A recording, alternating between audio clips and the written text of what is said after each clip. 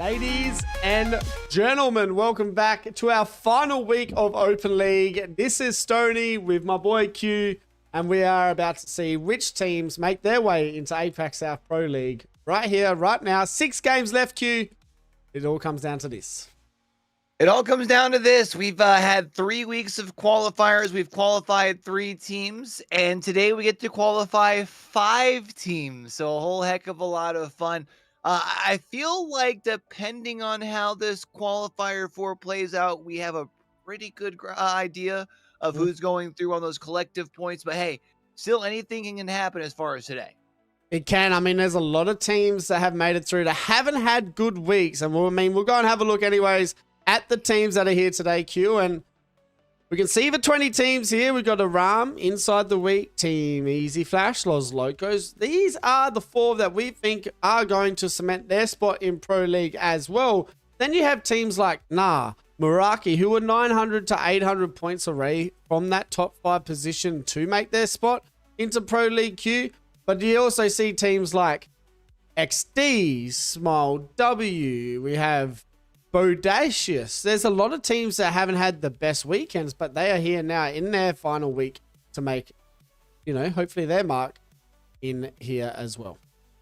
Yeah, I mean, the beautiful part is no matter how you did to get here, everyone starts on an even playing field going into map number 1 here on E-District. Everyone's got 0 points. You can control your destiny as far as for these next 6 games. E-District first, Storm Point after that. I would say probably about as I feel like tried and true, I guess you can say, as far as maps that should give us some pretty consistent results, which has me pretty excited heading into the day. Yeah, I feel like it's going to be a good set of games here. I feel like the best map to start on is E-District. I feel like you lose your Alter, you lose your Caustic, well, you should do at this point of the stage, but we are losing obviously Alter and Crypto lately as our first 2 bans so far in the last couple of weeks of Open League. But we have been talking about the teams that we thought were going to just cement their spot very early. That was Team Easy Flash last week, had their chance to do it in that last game. Q, obviously you weren't casting it with me, but it was right there for them that last game. They did not. Yeah, we talked about it pretty much as soon as you went off air, and DMs in the background was heartbreaking to watch. I'm sure, though, okay with the amount of points that they got walking away with 2nd place there. I mean, they're pretty well in a position where, as long as they don't bottom out, I believe they're pretty well locked in. So they've done the hard work. This essentially should act like a victory lap for them. But I think even for our 4 teams that kind of all feel like that's the case, Stoney, I think everyone still has the same thing, same idea. You would like to finish it off with a big W across the course of this next 6 games. 100%. I mean, and there's also teams like Los Locos, Aram inside the ring, teams that are capable of winning a day as well, but have been so consistent, Q, that they most likely will secure Pro League anyways, just by how consistent they have been with points. But it does look like we are getting into game number 1, E-District. I feel like the best thing about this queue is that it is random drop spots, right? It changes up every game. Obviously, when they go to Pro League, they're going to have their set drop spots, and you're going to find teams that will find the spot that they like the most. But with this, it changes up after each game. I feel like that just makes Open League what it has been a little bit more exciting for me than usual. Yeah, a little bit more exciting, a little bit more fresh. Throws a little bit more RNG, which when you play a battle royale, you have to embrace it. You have to love it. I know you're talking a lot about the potential of seeing a bunch of Alter here in these first couple of games. It does indeed look like that's going to be the case. And, well, I think the other bit of good news here, Stoney, we've got 60 players in this lobby, baby. Things starting off the way we want to. E-District map number 1. Ain't no more time to talk about it. It is indeed time to be about it, Stoney. Let's get down and do what it do. Does look like we might be having a north zone here to start off with as well, Q. So Lotus, maybe the game number 1. It could end up. No, it does look like it might be heading towards that very far northeast zone, which is going to be pretty good here for the boys of Jip, Penguin, and Dark Devastator, as it looks like it is going to be an Electric Dam game 1. Quite a few teams who will be enjoying that for sure. I feel like even in those zones that are more on the outskirts, especially up on that northern side, where maybe not as many buildings as, let's say, a Neon Square, Leisure M still has a decent amount of spots where we should still see quite a few teams feeling comfortable as far as late game scenarios. I think that's one of the biggest things I know we've talked about in past weeks with E-District, but still always worth being said. E-District, I feel like, gives us some of the most packed end games, and Electro Dam throws a little bit of a different wrench in, but still has a lot of space. I'm excited. Yeah, it's going to be an interesting start. I feel like E-District also kind of sets off the game the way that we like it. I feel like we should probably see 17 to 16 teams, you know, around that round 3-4 situation. Well, that's what we're hoping anyways, Q. As we do know, Apac South has a chance to dramatically change very, very quickly. But we are at the moment looking at Team WYRM here. Let's go and have a look at Team Easy Flash. Yeah, you know, I was going to say, to add to your point, as just in the sense of, you know, sometimes seeing where Apac South can sometimes speed things up. Don't be surprised if that happens when we do switch over to Storm Point, simply because, Stoney, we did talk about, there are kind of those couple of teams that feel like they have that spot locked in when we talk about collective points, so teams will be at the sort of situation where they realize they got to come out on top here today, and Los Locos, one of the teams that we thought going into things should be in a safe spot. Gen Z, one of the teams that has to push the issue, and they're looking to get aggressive here early. Yeah, the Caustic at the moment just playing the Ultra Q as best as he can. That's Avisan, which means Step Sis, I feel like, is the only one left standing. He's going to have to just try and foot Falcon as far as he can. But now, Q, as we're going to see a very, probably not the best start for the game for Los Locos, but the best thing about it, I guess, is they still got one man left alive and a lot of game still to go, hopefully, here for Los Locos, but not the best start here for the boys. Yeah, I mean, you mentioned you've got the chance to be able to get the full the reset as is later on, I suppose. The good news is you got time. Unfortunately, though, as much as we talked about how you know, there's plenty of real estate for teams to be able to find themselves in late game, if you're late to the party, things get a little tough from there. So that's going to be the bad news, I guess, for now. Otherwise, though, when you look up in the top right-hand corner, 58 players left alive, there really hasn't been much going on. Kind of typical for E-District getting things started off. A lot of teams will be fine, kind of more looting and booting, making sure that they are set up, because once you do find your spot, especially as we do, in this case, move up towards that northeast, you're not going to get much chance to loot in the mid-game. No, not at all. And we're going to have a look at Team Avengers. A lot of teams are starting to make their way into zone. Does look like Team Avenger maybe getting rid of the evac there, and that's going to be, no, sorry, Tasting Blood going down with the Valkyrie, which means the boys fall down with him here, and all of a sudden Team Nar in a little bit of a pickle. Tough spot here. They do have a building that they can work around, and look with their composition as well. You'll be able to use your new castle wall, although that doesn't help with people shooting from above with the hole in the ceiling, so they will have to reposition here. But you do also have the Caustic to potentially keep players at bay. Unfortunately, Tasting Blood has tasted their own blood. Avengers trying to play aggressive here and see what they can make shake. Need to be careful. Looks like there might be another team joining the party. That is inside the ring. Sang now needs to be careful. They look like they're going to be a little bit aggressive here. Does look like Team Nar still trying to reset. Only 2 members standing now for Team Nar. Looks like normal and hey-ho. Left standing here, Tasting Blood. Obviously, like you said, tasting his own blood for now. The RE45 nearly getting the job done there. But it does look like inside the ring, struggling a bit here, Q.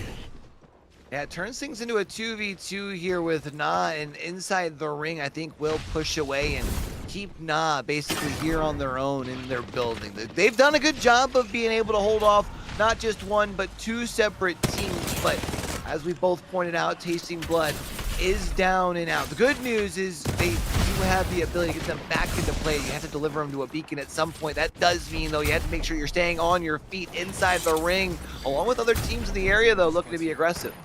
Yeah, still trying to chase in here. Looks like they did get the reset on one of their teammates as well.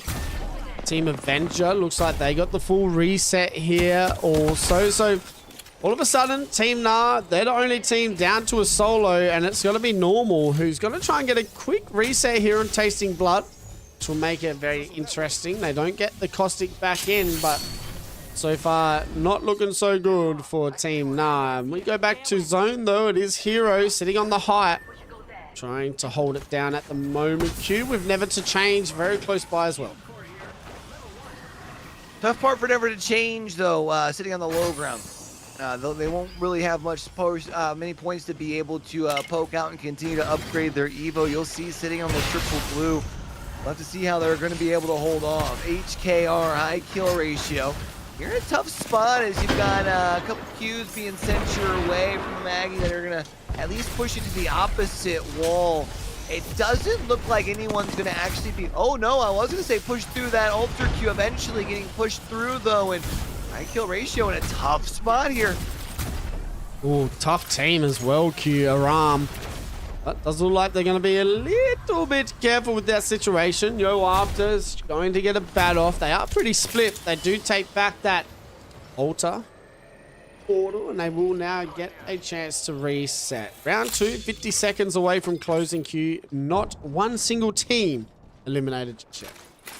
I mean, these are the problems when you have so many teams that have already rotated in. You cannot really overextend on the fight. You can poke and prod, try and see if you can find something on a quick entry, but as we had just seen from Aram, at some point you have to make sure that you are prioritizing your safety over just a simple KP or two. Scarlet Esports has themselves some pretty good high ground and will be able to oversee things off towards their east, but they are going to be looking to make sure that there's nobody rotating in from their south side here. Want to make sure that they can keep people from just outside of this ring. The problem is, I don't think there's anyone in their direction. They're going to be sitting for a bit.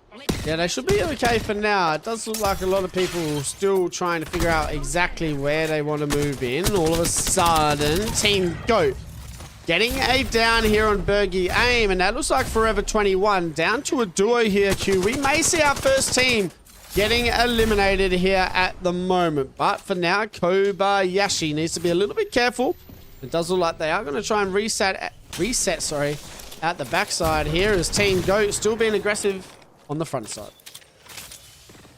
Still has a little bit to be able to rotate on in to be in with safety as far as inside of the zone. They know they've got this squad just inside the door. If you are going to rotate around the outside, like the two Trailer Park Girls, you're going to have to call that sooner rather than later. Bodacious in a tough spot as you do have the Pathfinder trying to see if they can get away as it's Avenger who are getting aggressive here. Avenger, a team that hasn't been making much noise, I would say, through all 4 opens.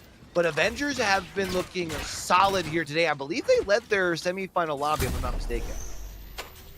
Yeah, Avenger looking aggressive early on as well. They were the team trying to fight earlier with Team Nah, and I think it was inside the ring in that one building just before. So Avengers looking to try and play aggressive here early on, Q. So far, so good, as they have 4 kills out here at the moment. Round 2, 20 seconds left before it is fully closed. Song Yu looks like he's maybe getting a little bit too aggressive here, and he goes down here going up against Team Orange. I did want to double confirm that it was indeed Avenger who led their semifinal lobby, so we'll be keeping an eye on them throughout the course of the day for sure. For now, Orange trying to make sure they can keep their 3 players all up onto their feet. Seem to be doing a decent job as far as that goes. Team Easy Flash playing on the low ground. Goat in a little bit of trouble here on this northwestern side of the zone. Going to be playing on the tower here for now. Looks like Goat on top. Beautiful shots for that R9 though, Q. Thiago does get the down again on Bergie Aim, and it looks like it was Forever 21, Q, that do get that reset. Well, tried to anyways, but now they don't have their crypto out, which is going to make it very hard for them to reset as well. On the other side of zone, Q, looks like Team Easy Flash starting to cook a little bit here. Yeah, I mean, we see they've definitely been trying to get things going. You got the triple purple, so they should feel a little bit more comfortable to play aggressive at this point. This is a squad that we do know feels fine taking these fights, but there are still 19 teams left alive, and with this already being down to the third zone, there's going to be not too much space, especially as they are out in the open. There's a chance Doom could get caught here, but we'll be able to find their way to tuck right behind this wall just in the nick of time. Like a lot of fights are going to start popping out here as teams are trying to rotate in. Team Tosca looks like they get one down on small W. So Timmy Time and Robin now needing to rotate into a better position. Let's go back to Los Locos though, Q. A team that had a very tough start. Looks like Stepsius did get the reset on Avi and Witness Me. So 19 squads left standing. We've got 30 seconds left here for round 3. We'll go and have a look at the ring once this zone closes, Q, and we'll have a look exactly where this zone is going to pull. But I do feel like Electro Dam may be the place it is ending. That's probably the direction we're going. I wasn't sure about that wall we had just seen. We'll hop on board with the Venger. We had mentioned we'll be keeping an eye on them throughout the course of the day because they seem to be hot here on our final open here on this very beautiful Sunday. We'll be looking across the way as see if they can just poke and prod and find any additional damage. You aren't going to want to push across because, well, there's so many teams in so little space. Los Locos, though, they don't have much space that they're going to have to cover towards XD, who are around the other side of this wall.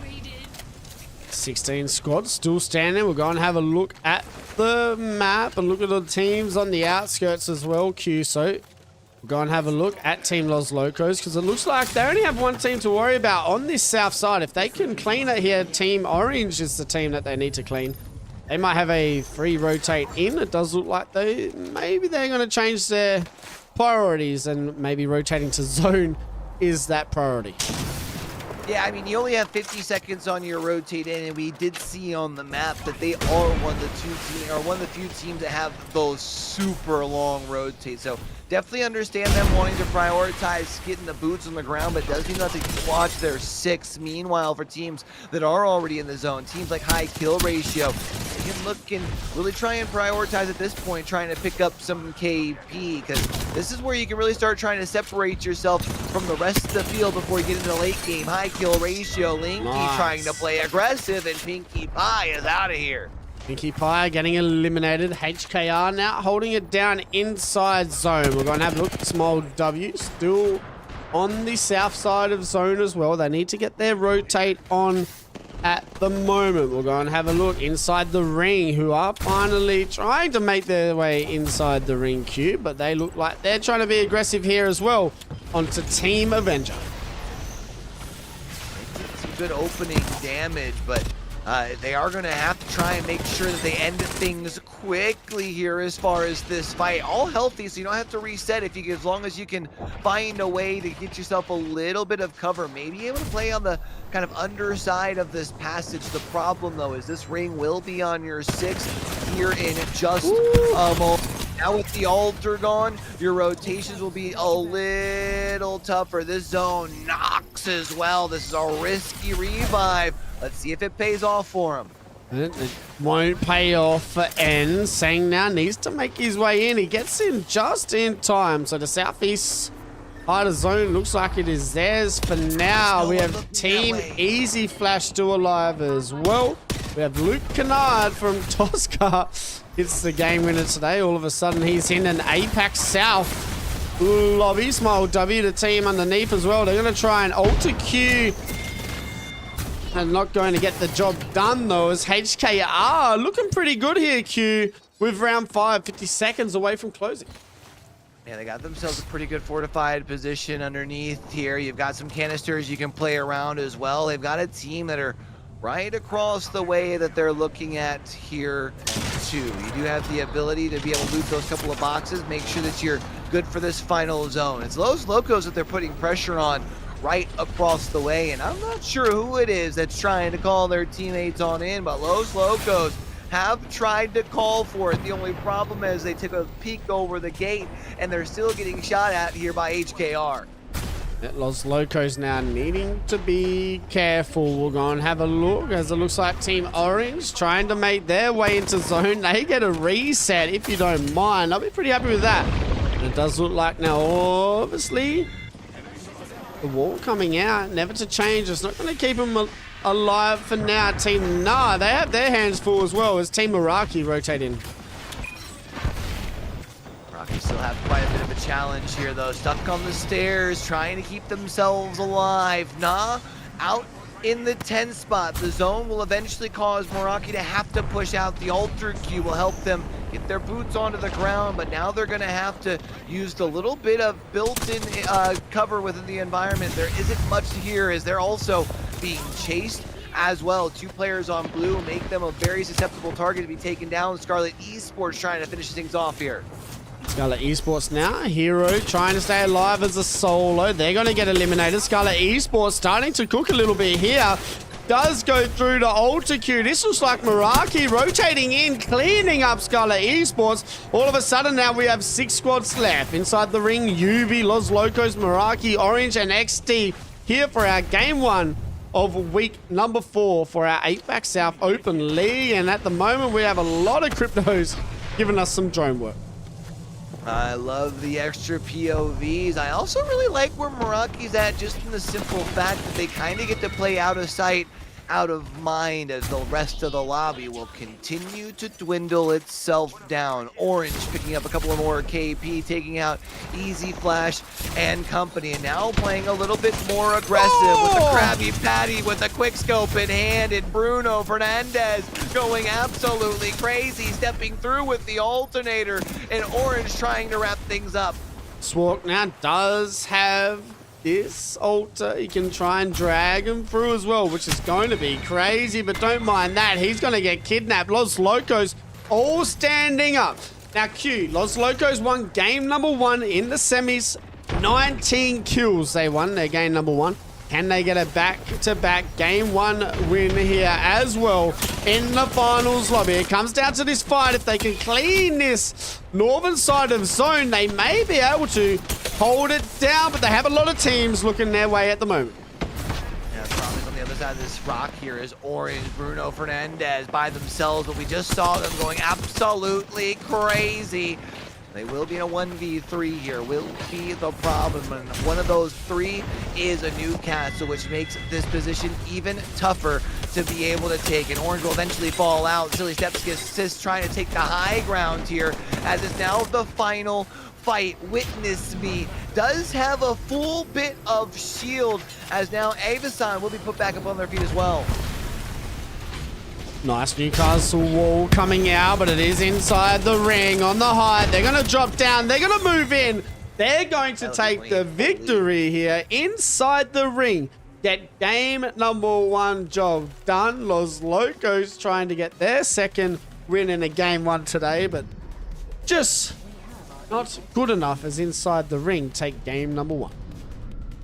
Inside the ring, a team that was on the verge of not making it into this finals lobby really had to fight through their semifinals to make sure that they got here. Well, they've definitely set the tone in game number 1. 8 kills along with the 12 points that you get for that first place finish gives them a nice 20 burger to start off our finals.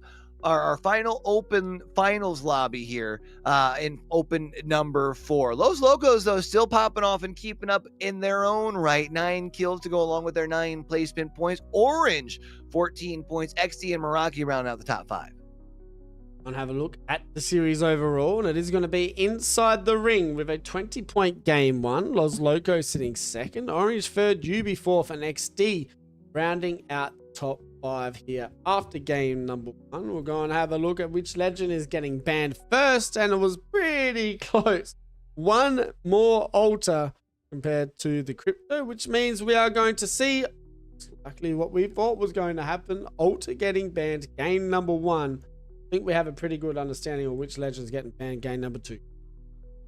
Yeah, crypto definitely seemed to be on the board there for potential chomping block, but I feel like sometimes crypto just finds a way to just sit in that number 2 spot for a while, so only time will tell. But inside the ring, taking game number 1, 5,500 damage to go along with their 8 kills as well. A modest start to their day, let's be honest.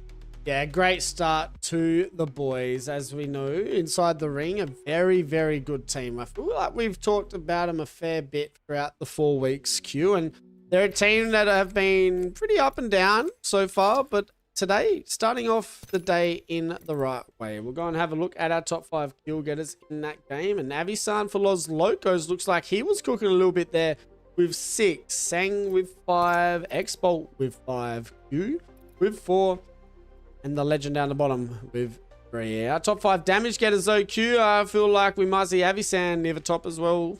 He is.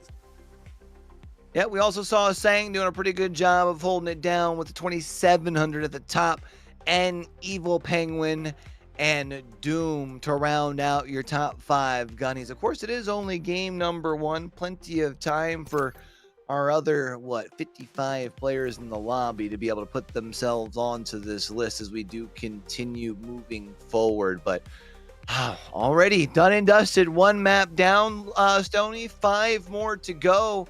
I think as far as for your top dogs, can't be too surprised for inside the ring. I know you said have been up and down, but for them, they got to feel good after again sneaking through their semifinals lobby to come up with a big dub to start out the finals.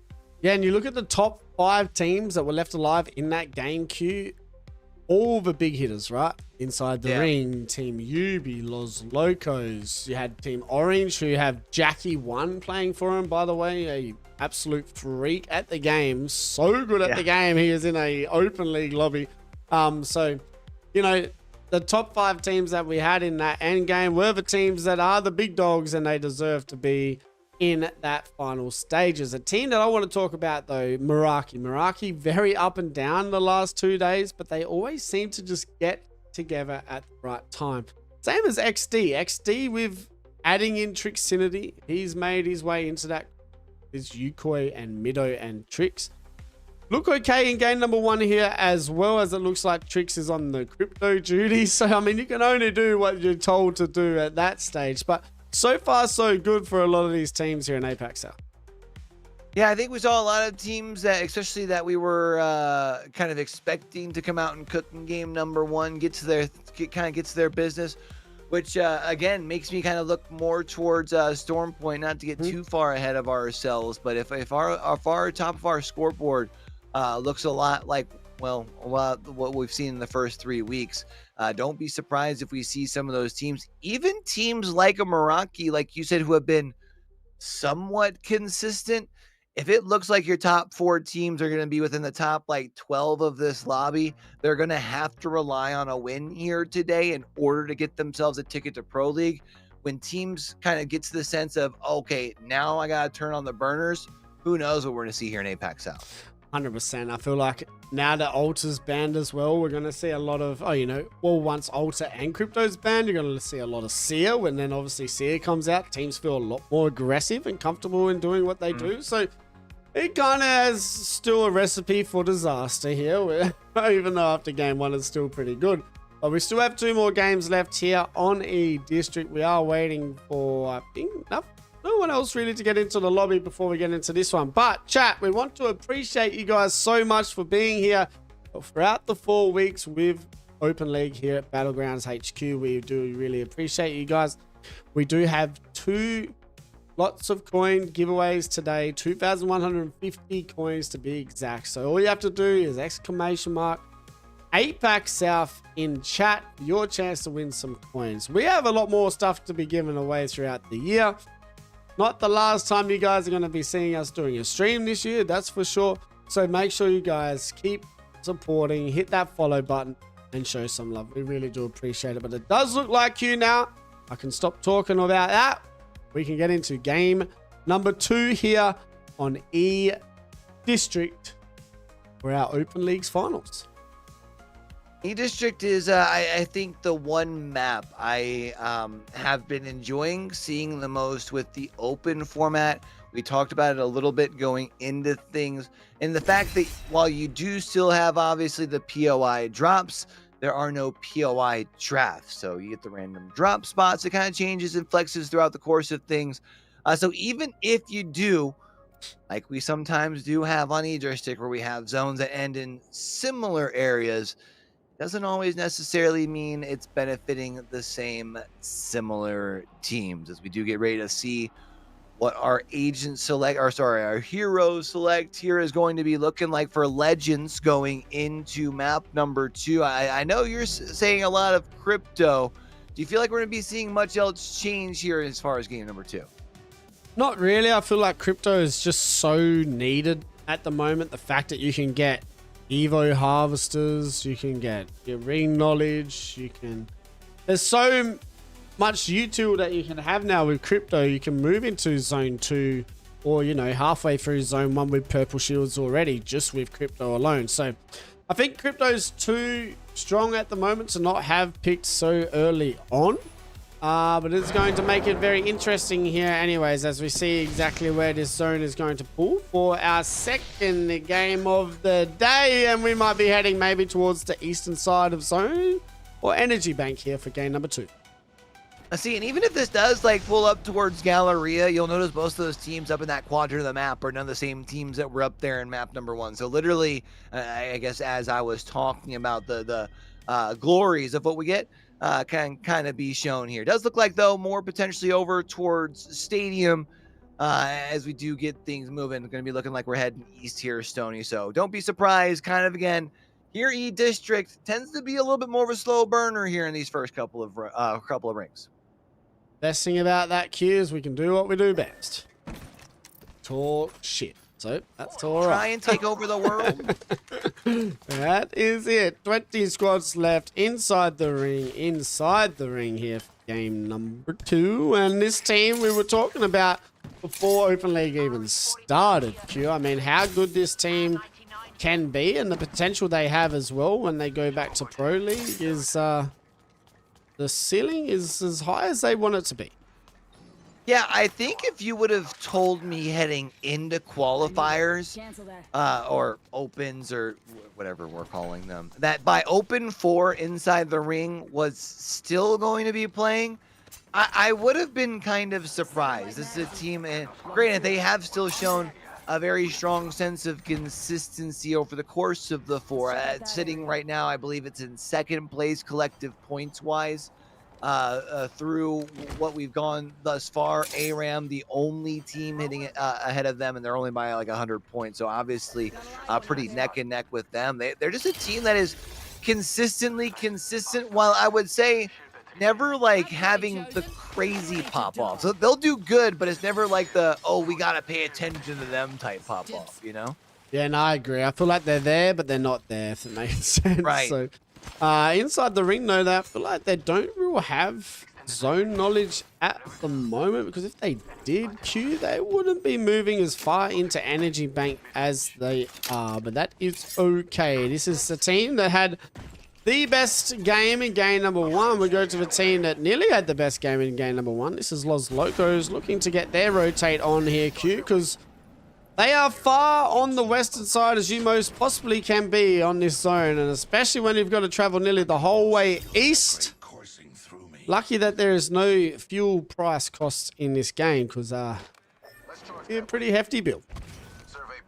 The way fuel's going up these days, I'll tell you what, that's a bill that definitely hurts the pockets. But yeah, for now, gonna have still quite a bit of they got a long way to go, but they do have plenty of time to get there here for Los Locos. It was a team you mentioned. We saw them have a pretty good turnout in game number 1. This time we'll probably have to be one of the more latecomers towards this final ring, which means they'll be just kind of showing a little bit more of their approach. For now, Nah will be in a fight just outside of where the zone is heading. They've already lost one, trying to play aggressive. Tasting Blood says, knock, knock, I'm here. Guess who's at the door? And he gets the finish as well. So all of a sudden, Forever 21, they're down to a duo. Team Nah down to a duo. Tasting Blood gets a little bit of his own taste once again. Longbow to the head. Mozambique's in the hand as well. And it does look like Bergie Aim. He's going to move in here. But all of a sudden, Team Nah kind of caught in a hard place at the moment. I tell you what, this is what Team Nah do, Q. This is RYH that we're very familiar with, and they're a very aggressive team. It does look like Team Nard, they're going to get away here for a quick reset. Yeah, good news is you were able to craft banners. You still have time to be able to get them back. So we'll see when they end up finding their ways back towards zone. Forever 21, they do have the banner of their player that is currently out, but they are a duo. They'll have to try and find a way to safety to get back up to full strength, as we do see them also trying to work this little area outside the ring. I don't know if Kobayashi is running from anyone in particular, or mostly just trying to keep their distance. Xfinity having a lot of fun here by the looks of it. Just chilling out on drone at the moment. Mid on Yukoi, chilling here. So it is very slow, as we know. One man down at the moment out of the 60-man lobby. 59 players left alive. We have 55 seconds left till round one is closed. Does look like maybe Gen Z are getting into some action here as well, as they're making their way towards the eastern side of zone. You know, this is a team that does like to take some of those early engagements, does not have any problems trying to get the early points up onto the board. However, the team that they're pushing into, a team that I personally wouldn't want to be taking early beef with, this Easy Flash squad, generally does a pretty good job of being able to come out on top of these early fights. And they're usually able to find some early openings here as well. Doom will push through the window there, and I think maybe over-aggressing here onto Gen Z, as Gen Z makes light works of things. And because of that light work, there's nobody pushing in for a third party. Yeah, Easy Flash team getting put down maybe a little bit too quick there for his liking. Bodacious, though, looking to be aggressive here. No last man left standing. Krinsky, my red-bearded dragon. We watched partied him yesterday. He might have the nicest red beard I've ever seen in anyone in Apac South. Krinsky now needs to try and stay alive. Don't like his chances as Team Avenger move in for the third party, and most likely going to clean up this team inside here as well. Well, Avengers, we had said that they were cooking in their semifinal lobby earlier, and even when we've sat on board with them in game number one, we saw them playing aggressive, so can't say that I'm surprised here, but man, do they really seem to be heating up. That fight was quick, I tell you what. Yeah, they look good. Avengers getting some early kills. 4 kills in this game so far, with 17 squads still standing. Let's go and have a look at the zone, though, Q. You can see a lot of teams heading towards that eastern side, but down on this southwest side of zone, Scarlet Esports have their hands full with Team Go. It's tough because you've got your hands full, and then you've got quite a bit of a road heat from here as Edinson trying to use the high ground, alternator in hand, broken the shield. Nice footwork on the side of the building to be able to stay alive. They'll be able to get the shield swap. You also have your teammate on the crypto able to finish up theirs as well. Whoa, and out goes Scarlet Esports. Yep, 16 squads now left standing. We'll go back to the zone, have a look exactly once again where teams are at the moment. And as you can see, Meraki, the closest team towards the team that just cleaned up that fight. We have a lot of teams starting to make their way towards that stadium north side. It's going to be a very interesting endgame, this one, Q, with 16 squads left standing here at the moment. So plenty of real estate for other teams to be making their way on over. Again, this is one of those zones that has quite a few buildings, and not only that, but has the multi-layered building. So if you have teams later on who could maybe split real estate with the top and bottom layers. For now, inside the ring, pretty well inside of this ring number 2, as a couple of teams that they're pinging off towards the distance. I don't think that they're going to want to move from where they're at. I feel like they've got they're playing nice and wide. It should keep most people away from the pair of buildings. However, the one player that is off on their own on that secondary building across there does need to be careful there on the Maggie. They do. XD getting their shields up thanks to the EMPs. As we can see, Yukoi already on purple. Trick still on blue, just doing drawing work at the moment, but they're in a pretty good spot for zone queue, if we're being honest. This zone is going to be an interesting one. We'll go and have a look exactly where it's pulling for game number. Go and have a look. And it is going to keep pulling towards that eastern side. So everyone on that eastern side in a pretty good spot here for game number 2. Check out, though, that fight is going up on the north. I think we got a few squads up here, including ARM, who are technically our top seeded squad going into the day. It feels like they are pretty well playing things out just as a matter of, you know, well, I got 2 at this point. Their points should pretty well have qualified them, but I feel like for them, it's more about making sure that they can continue to build off the momentum heading into the season. Remember, after qualifiers get done here today on this Open, it's only a week and you're already starting Pro League. Yeah, it's not long. They got a week break and then we're straight into the first weekend of Pro League here at Apac South. And I feel like Team Aram, they're going to have to just get used to that because they're definitely heading to Pro League here for Apac South. We're going to have a look as Gen Z, they're being aggressive, and they're being aggressive to Team Goat. And we saw Team Goat getting the job done before on that south side of zone. They're going to have to try and get it done now against a solo Gen Z Crypto. Does get down 1. He's not going to get down 2 as Crypto for Goat is a little bit better than the Crypto for Gen Z in that one. Now we'll get the reset here as well. I know Team Meraki were pretty close. It doesn't look like Meraki are close at the moment, but looks like Team Goat, they might be alright with a quick little reset.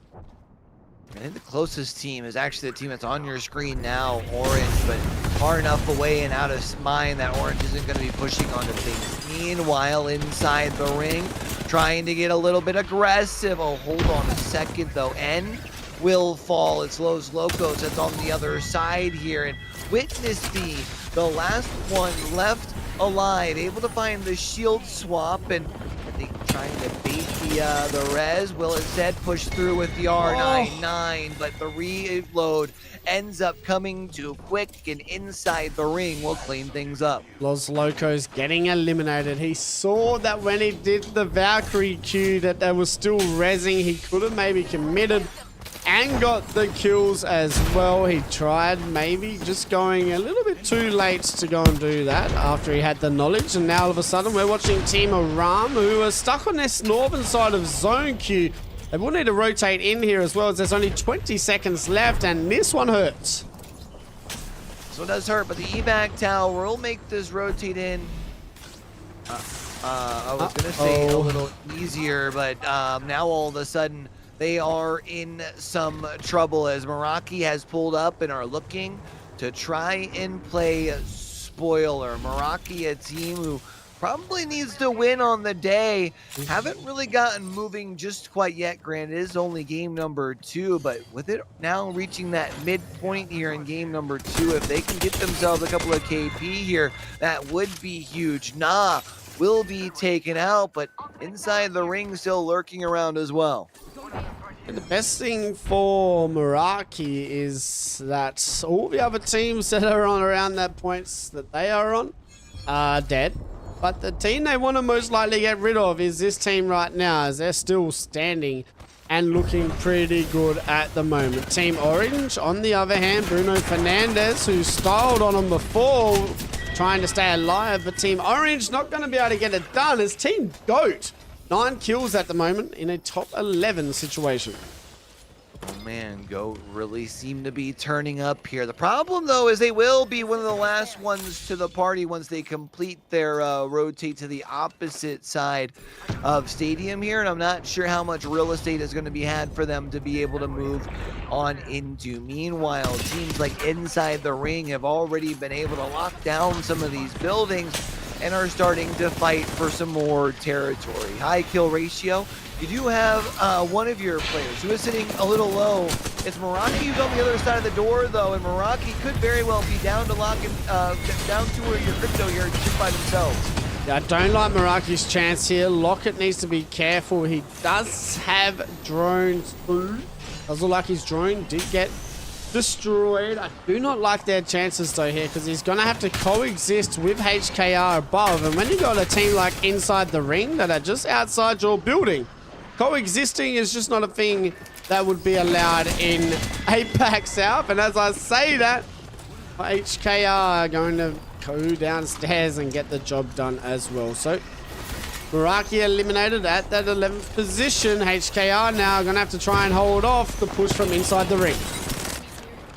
Stuff here inside the ring says knock knock, it's time to get things cooking. They've been able to crack 2, but they haven't been able to get a knock on anyone just quite yet. Yo After will be the first one that does end up getting put down, and the Krabby Patty in hand does make them incredibly dangerous here. ARAM stuck inside of this building as a duo and not exactly sure where to rotate from there. Double wingman in the hands of Song Yu, but they can't hit a shot. You need to be careful here, HKR. Yes, be aggressive, but do not over push here. False God needs to be careful. Only a little bit of health left on him at the moment. 10 squads left standing. Round 5, 45 seconds away from closing. And it seems like all the action now is starting to unfold in just this one diner alone. I need you to go to inside the ring right now. Ed is going crazy with the Krabby Patty. It's kind of crazy, knocking on the door. And right now trying to find access into the building, has the R99 in hand as well. N has been going crazy here as now they're going to push into the bottom level. And they're going to at least get access to here and continuing to beam across the way. The problem though is your crypto has already fallen, and I'm not sure they're going to be able to fall back and get back on their feet. HKR still holding this down very well. Avenger now making their way inside the building. Why not? Let's all join in on the fun. XD very close by as well. 8 squads still standing with round 5 currently closing. Yukoi needs to be aggressive. Trixinity doing the drone work at the moment as well. And it does seem like we're going to having a lot of fights pop off all around this zone as this zone starts to close.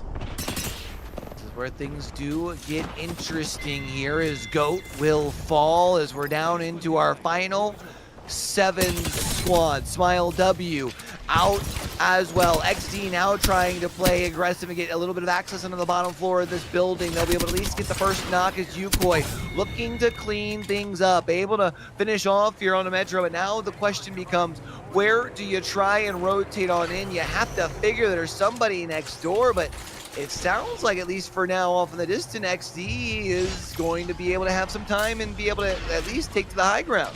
They're in a really good spot here as well, this zone. Obviously, not going to be able to chill out on the height for as long as they want to, but they're actually not too bad at the moment. They get first look at this team dropping in, and I don't exactly know who that is at the moment, but it is Yukoi that's getting down. So they're going to be aggressive here as well. Game number 2 has a little bit of everything in store for us today.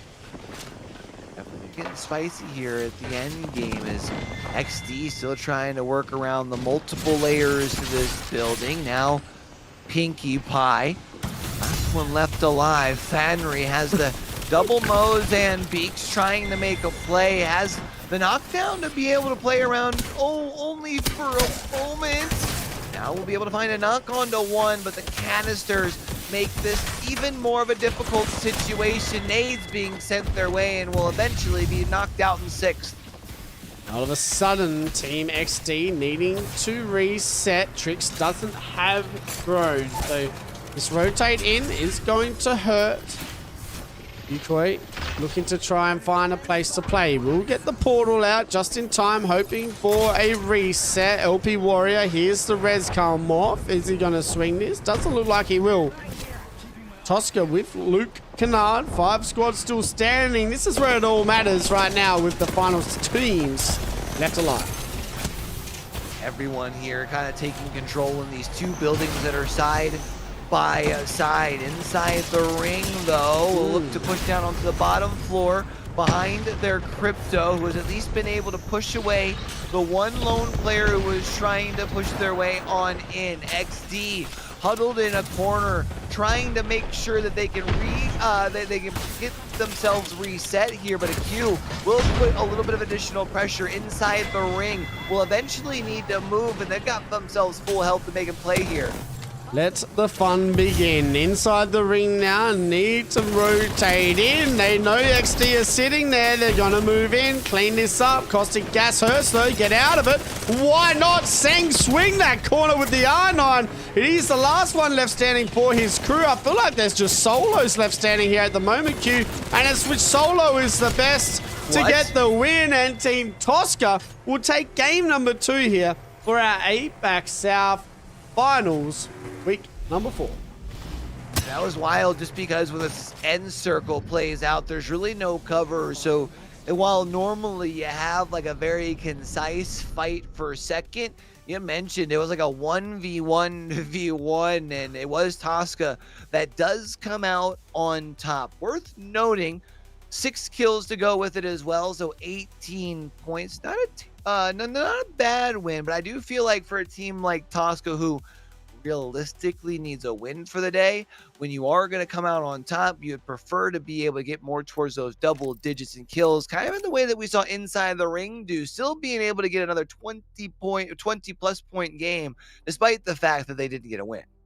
Yeah, they're looking good. That's 2 20-point games back to back. I mean, they didn't win game number 2, but I mean, second with 13 kills. I feel like you class that as a win here for the second game of our Apac South Finals. We're going to have a look at the series overall, and Inside the Ring looking good here at the moment. XD sitting second, Tosca third, Los Locos fourth, and Avengers in the top 5. Now, if you're Team XD, the only way you make it into Pro League this weekend is by winning. So if they can keep this up at the moment, they need to catch Inside the Ring, because I don't think it really matters too much if Inside the Ring win or not. But we're going to have a look at the Legend Band, and it is going to be the boy Crypto leaving here after 2. Can't say I'm mad at it. Get him on out of here. Crypto off the board along with Alter. Now we'll have to wait and see who will be the final legend that's taken off the board for our last rendition, as we do get ready for E-District here in just a couple of moments. But now I can't help but ask the question to you, Stone. You know, we were wondering if maybe we see a pickup of pace in the back half of the day. You already see where a team that's, well, pretty well qualified into things is through. Actually, you know what? Let's look at actually how things are broken down first, and then I'll ask that question here in a moment. Tosca taking game number 2, 6 kills, 3,400 damage compared to the 8 kill, 5,600 kill damage, 5,600 damage win from Inside the Ring in match number 2. How about we take a look at our top kill earners here thus far, Stone? Yeah, top kills. Sang sitting on top. Pyro sitting second. Mido third. Avi fourth. And N rounding out the top 5. We're going to have a look at our damage getters. And it's going to be Sang on top. N sitting second. Linky third. Hinson fourth. And Yukoi rounding out the top 5. And it looks like N from Inside the Ring, by the sound of things, Q, was having a little bit of too much fun with that Kraber in game number 2. But I mean, we have only one more game left on E-District, and we go to Storm Point, where I feel like the whole game changes once again. And I feel like these next 3 games as well, when we go to Storm Point, they're going to be the games that matter, right, for this final week. They do. And the question that I was starting to ask before I realized we should probably check over where we were sitting as far as those the kills and damage leaders is, do you think the pace changes significantly even for our last rendition here on E-District? I mean, a 20-point gap between first and second, obviously a bigger gap between the rest of the teams, where we know essentially 16 of the teams that are in this lobby need a dub here today if they want to be able to qualify to Pro League. Do we start to see the change of pace here in game 3?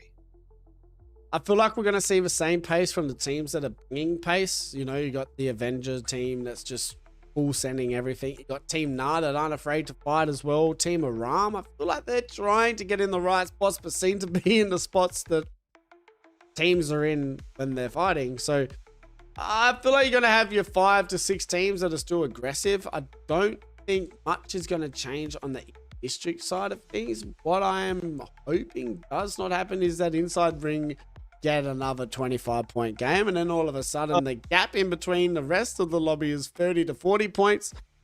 Then all of a sudden Storm Point may be quite boring because we might have nothing to talk about for a while as well, from like round 3 to round 6.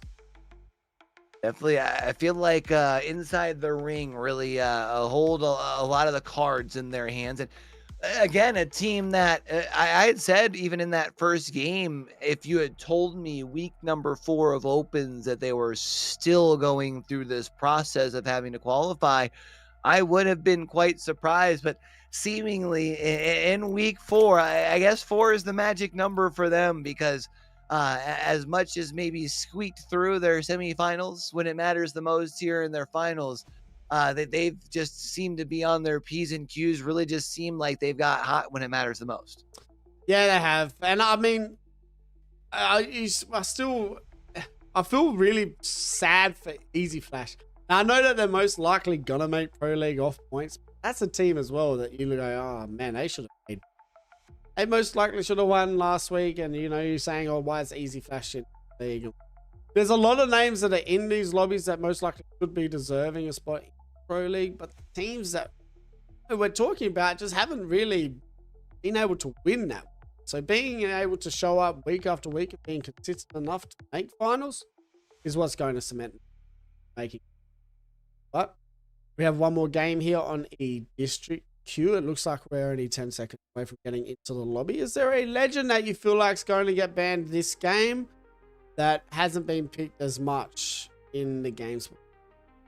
Not that hasn't been picked as much. I feel like there's a good chance we're going to be seeing quite a bit of bang. I was curious. We started to see a few wraiths getting brought into play as far as the help on the rotate. Do we potentially see more of that here? Maybe. But something tells me it's still probably going to be a lot of what we have seen otherwise through these lobbies. I think the big switch up will be once we get over the Storm Point. Yeah, I feel like it's either going to be like a crazy pick like Mad Maggie or a Bang. Bangalore or a Mad Maggie might be getting going here. I mean, we might see Seer banned after game number 3, depending on how many Seers come out here in this game. I must say, though, to Apex and whoever does the lobbies and the servers were dying in the bum yesterday morning. They were horrible. All of a sudden, now we have had some of the best servers that we've been in. Shh. We're only halfway through, Stoney. Let's go ahead and make sure we get everyone in the lobby here, though. I think we got all 60 players as we do get ready for our last chance here on E-District. But do gotta give a big shout out to the teams that are working in the background, though. I feel like we continue to see even server stability increases throughout the years. So big shout out to the teams working in the background. Do want to make sure we're at least giving them credit. Yes, no, credit when credit is due. And as we can see, there's a lot of Bang, Seer, Mad Maggies out here. That was all I saw. Bang, Maggie, Seer. It's going to be an interesting game, Q, I must say. Game number 3, sorry. On the way, it looks like we might get the exact same zone what we got in game number 2. Which, again, goes to talk about why there's the fun of the open with the random POIs, right? We have gotten what are probably going to be 2 not identical zones, but darn near it, as this one will be a little bit different, more similar to the first zone, but all 3 of our end zones have been in the same quadrant. But I don't think we have had a single team that has gotten like double benefit. I feel like we've had different teams that have been up in that final zone area each and every time, which is nice. It's going to be...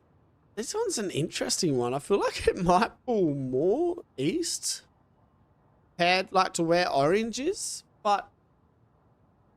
I do not know. So I think this pulls right smack dab in the middle of Galleria, right?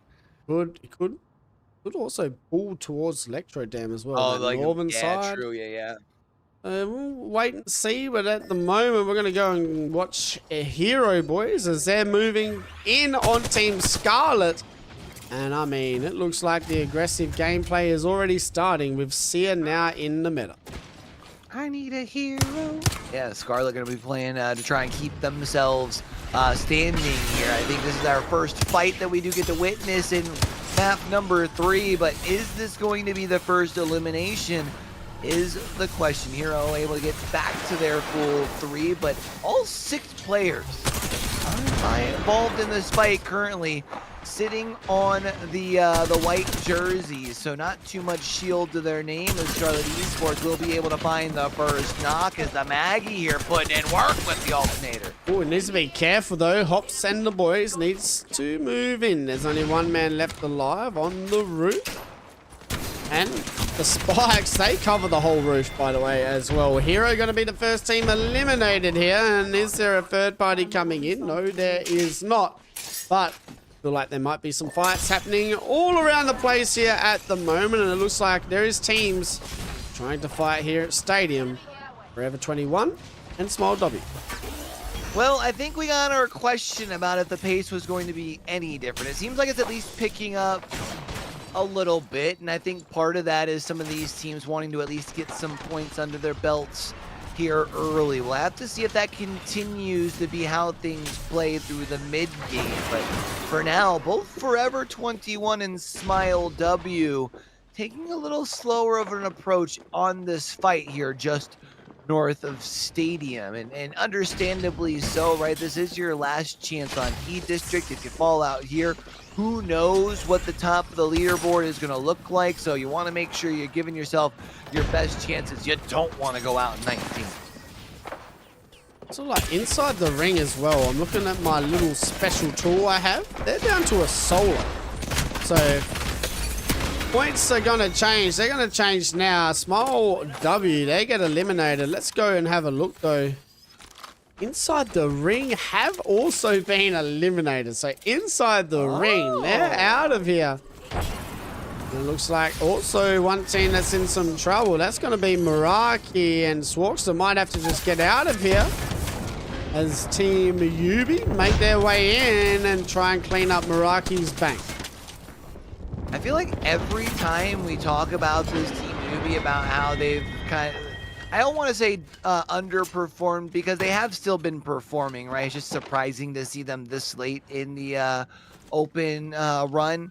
But every time we start to talk about it, I feel like in the next game, they turn up very early with some fights, and this time is no different. Picking themselves up a couple of KP, but they have had a relatively quiet day thus far. That they have, and this team that hasn't really had a quiet day. I mean, 16 points after 2 is not too bad. Jackie going to move in with the R9, playing on the Sia as well. He knows exactly where the last man is. Team Aram going to be getting eliminated here early for game number 3, and they have only 5 points, Q, on these E-District games. Well, definitely a surprise to see Aram at the bottom, but they are, I believe, like we talked about, if not, I think we said it about inside the ring, but very similar position. It's now the fact that they made themselves in the final. This is essentially a victory lap, especially for those two teams who do sit in first and second in collective points. But still definitely quite a bit of a surprise. Locos, another one of our teams that feels like they should be all right in qualifying points. They're on the back end of things, though, and could potentially be at risk if a team like Na or any of our other teams behind that qualifying point win here today. It's going to be an interesting finish. Bodacious getting eliminated. Nice. Thermites coming out here from Team Na. My goodness gracious, he is just ticking up the damage at the moment, tasting blood, but it does look like Avenger. They're just going to be able to get away here for now, and we'll go and have a look, as it looks like we have some more action happening as well. Scarlet Esports down to a duo. It does look like they're going to move into Team Pinkie Pie. Alternator in the hand. Nemesis as well. One man left standing. Sit down, please. Scarlet Esports, Pinkie Pie getting the job done there. Yeah, Pinkie Pie kind of making light works of things there, as it looks like they're starting to get a little busy, as I think that's 5 KP to their name so far. Definitely a good start for them, who have otherwise been relatively quiet. One of the teams who seems to be trying to put their foot on the gas a little bit here in game number 3. Tosca, a team who did pick up a big W and add some points to their name in game number 2. They've been able to get the rotate on in and are just a little northeast of Galleria. Los Locos, though, on the other side. Los Locos in a kind of a tough spot here with their one player already down and potentially everyone got a couple people looking their way. They need to be careful. They do have the Valkyrie, so they can Valkyrie ult out of here in a second and make their way to try and get a reset. All of a sudden, though, Orange, they're still in a little bit of trouble as it looks like Forever 21 maybe going to join the party. No, it looks like they're going to be a little bit more careful about the situation. Did see just before in the top right, Team Yubi getting eliminated as well, which means Easy Flash inside the ring and Aram. They're all in the lobby at the moment waiting for a game number 4. The heavy hitters out, which means there is some potential for some of these other teams who we mentioned that need to have a very big day to find themselves in the Pro League. Game number 3 kind of has to be the pivot point for a lot of these teams. And I wonder for some teams like Avenger, who have had decent semifinals, but maybe not exactly the finals lobby that they would like to have thus far. Granted, sitting at 21 points, but really needs to move up into first. If maybe the lack of other heavy hitters in game number 3 might open things up for them to walk away with a dub. Goodbye. Down to a soul. Oh, a duo. But Los Locos, they're in some trouble. They're in a lot of trouble right now, Q, and it looks like they're going to have to try and get away. The problem is, though, I don't like their chances about getting away here. They're going to have to just chill out in the building and play the caustic game. Get the traps down and reset when they can. 12 squads, though, still standing is just absolutely insane. And as we knew was going to happen, the caustic now trying to hold it down. Los Locos, they're going to get eliminated. Pinkie Pie getting the job done. Pinkie Pie continue to be aggressive out here on the outskirts, and well, can't blame them. It seems to be working for him here. Seem to be cooking. Let's see just how high they can continue to push the needle. There's some shots off in the distance here as well, as they are just outside of this ring, but it does look like they will take to the sky to be able to rotate. And good news is they've already been able to level up their Valkyrie, so they will get plenty of info to know where they've got some safety. I'm surprised they aren't taking the solo that is all by themselves. Instead, they push the duo that's on the top of the building. Let's see if they can get a quick knock here. Yeah, they will move on. Inseer goes down. The aggressive gameplay from Team Pinkie Pie. They get down 2. There's only 1 man left standing, and that is just absolute carnage right there from Team Pinkie Pie. They get rid of Forever 21, and all of a sudden we have only 9 squads left in round number 2. So when we were saying does this game change here for the last game, I was very, very wrong. Yes, we are playing a scrim set game right now for game number 3 here on E District. Orange going to get rid of Pinkie Pie. We now have 8 squads. Yes, that's correct. 8 squads left alive here with round 3 finally closed. Now some good old ranked gameplay here as Goats will now be in a fight just to the southwestern side of the zone. You still have all 3 players on their feet, at least for the time being. The Sparrow in a dangerous spot. Yukoi playing aggressive up onto the wall, finds a knock onto one, but now it's going to be Mito, who's the last one left alive. The RE45 in hand. The only thing left to try and keep people at bay are the ordinances you see get thrown left and right. They're going to have to try and get the reset here. The reset is what they need. It doesn't look like they're going to be able to hold it down. So if you're Mito at the moment, do you full send or do you just relax? Looks like he's just going to have to try and fight this situation. It's not going to work out for him. XD get eliminated. Team Goat get the job done. And we have 7 squads left alive with round 3, 25 seconds left until starting to close. I think you forgot about the third option, which is just Prey, the only thing that they really seem to have as far as their chance. And it didn't work out in their favor. 3-on-1. Goat takes away things here. And yeah, top 5 scenario on the verge of things before we even complete round number 3. Kind of crazy to think about, but we did have the worries that this could be the case. Could potentially tone that down, though, depending on what the top of the leaderboard looks like at the end of things here on E-District, especially for teams like Avenger, who are at, I think it was 21 points going into this third map, 23 here currently. If teams like them, Tosca or Orange, make things interesting towards the top, there's a chance that we still get a bit of Storm Point playing out as usual. Comes down to this game. As we know, the big hitters are still alive. You still have teams like Meraki as well who are still alive, and a win is what they need to make it into Pro League. And right now, Meraki, they're just looking at some action, trying to figure out how they're going to make it in towards that northern side of zone. As we can see, it does pull towards the south side of Electro Dam. So game number 3. 7 squads left standing. Round 4, 1 minute and 20 seconds away from closing. Meraki might have to be careful here because they got a lot of teams on the outskirts as well who are trying to rotate in. Gotta give a quick tip of the cap to the homie Stoney. I think right exactly where you called this end zone was gonna be there at the beginning. And look on your screen, that's exactly where we're heading. Goat was a team that we saw earlier trying to play aggressive. They will be one of the first ones over towards this bridge and will be able to play with the cover. And it doesn't seem like there are very many teams around them. Instead, most of the lobby trying to fight amongst one another outside of the zone. Yeah, HKR get eliminated. Team Orange now need to be careful. Meraki moving in for some KP. Now, this is the team that needs to be aggressive. With the amount of teams that are left, Q, I feel like taking the opportunity and taking the chance to do it where they can is the perfect time right now. And Meraki, they're going to get rid of Team Orange, one of our big hitters. And Meraki looking pretty good now with the reset.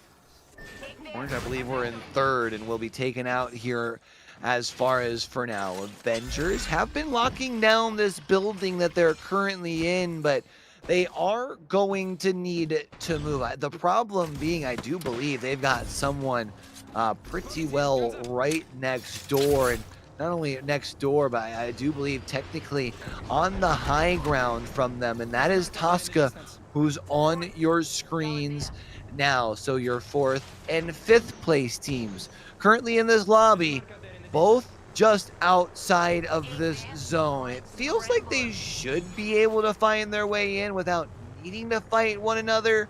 But the way this lobby is playing out, I think they want to fight one another. 5 squads left to go. Avenger now looking to rotate in. Tosca did have to drop off the height. Team Nah also overlooking Avenger. Are they going to shoot them? That's the question. They should be right underneath you, boys. Have a look. Does look like Avenger hiding very well on the wall side. So Team Nah, no real sight of the team near them. The Kraber in the hand of Locker. Infinite ammo as well. So we have Kraber Cam here for game number 3. 5 squads still standing though. As we can see, all 5 squads as well, Q, with every single member left standing. Still a lot to be unfolding here in this final ring for sure, but it does feel like Na's position, I feel like, with the fact that they've got the high ground, definitely the one that I feel like has the most value. But for Meraki, if they can open up this first fight with the Kraber, then they will be able to move forward. They should be able to make their way in towards this zone. Rocket's going to be able to find the first shot. That's a big one here. Gives them the green light to push forward and try and clean things up. Yep, that they will. They need to be careful though. No shield swap in the hand. Locket maybe telling the boys just to turn around. Don't be too crazy just yet. They will reset back at the cars, but they do need to be aggressive here, Q. I feel like, well, they just in over on the cart. This is the tough spot right now. They do have bridge in front of them. They most likely can play bridge as well, but holding out Goat is not a bad play also. 5 squads left alive. I feel like it comes down to Q which team kind of overthrows their position and dies first, and which team can play it kind of smart enough here for game number 3. Yeah, I still feel like where Na is sitting on their tower should be the best position, but the problem then is everyone's looking that way. Meanwhile, everyone else trying to find the sliver of spot and real estate that they can play from. And Meraki still being able to keep themselves alive, although it has become a little bit more of a sticky situation as Pocket's going to be able to push now towards the low ground. Will be able to use the Phoenix kit to get up to full health. Has the Krabby Patty in hand. The cube from the Seer will at least give you an information on one player, but you did not get much info at all. This is going to be interesting. If Meraki can play this, clear their left side, try and hold the middle as well, needing to be careful, obviously, with the Kraber shots. Hopefully one can hit. Dave, what about just Kalat one as well? That would even get the job done. We'll go and have a look though. Tosca, they get eliminated. That's Team Goat getting the job done here, but they're going to have to be careful because Team Na above them as well. And with Team Avenger still very close by. I had mentioned earlier, I really like this spot from Na, and while I still do, the problem is 3 of the 4 squads that are left alive are all over on this northeastern side.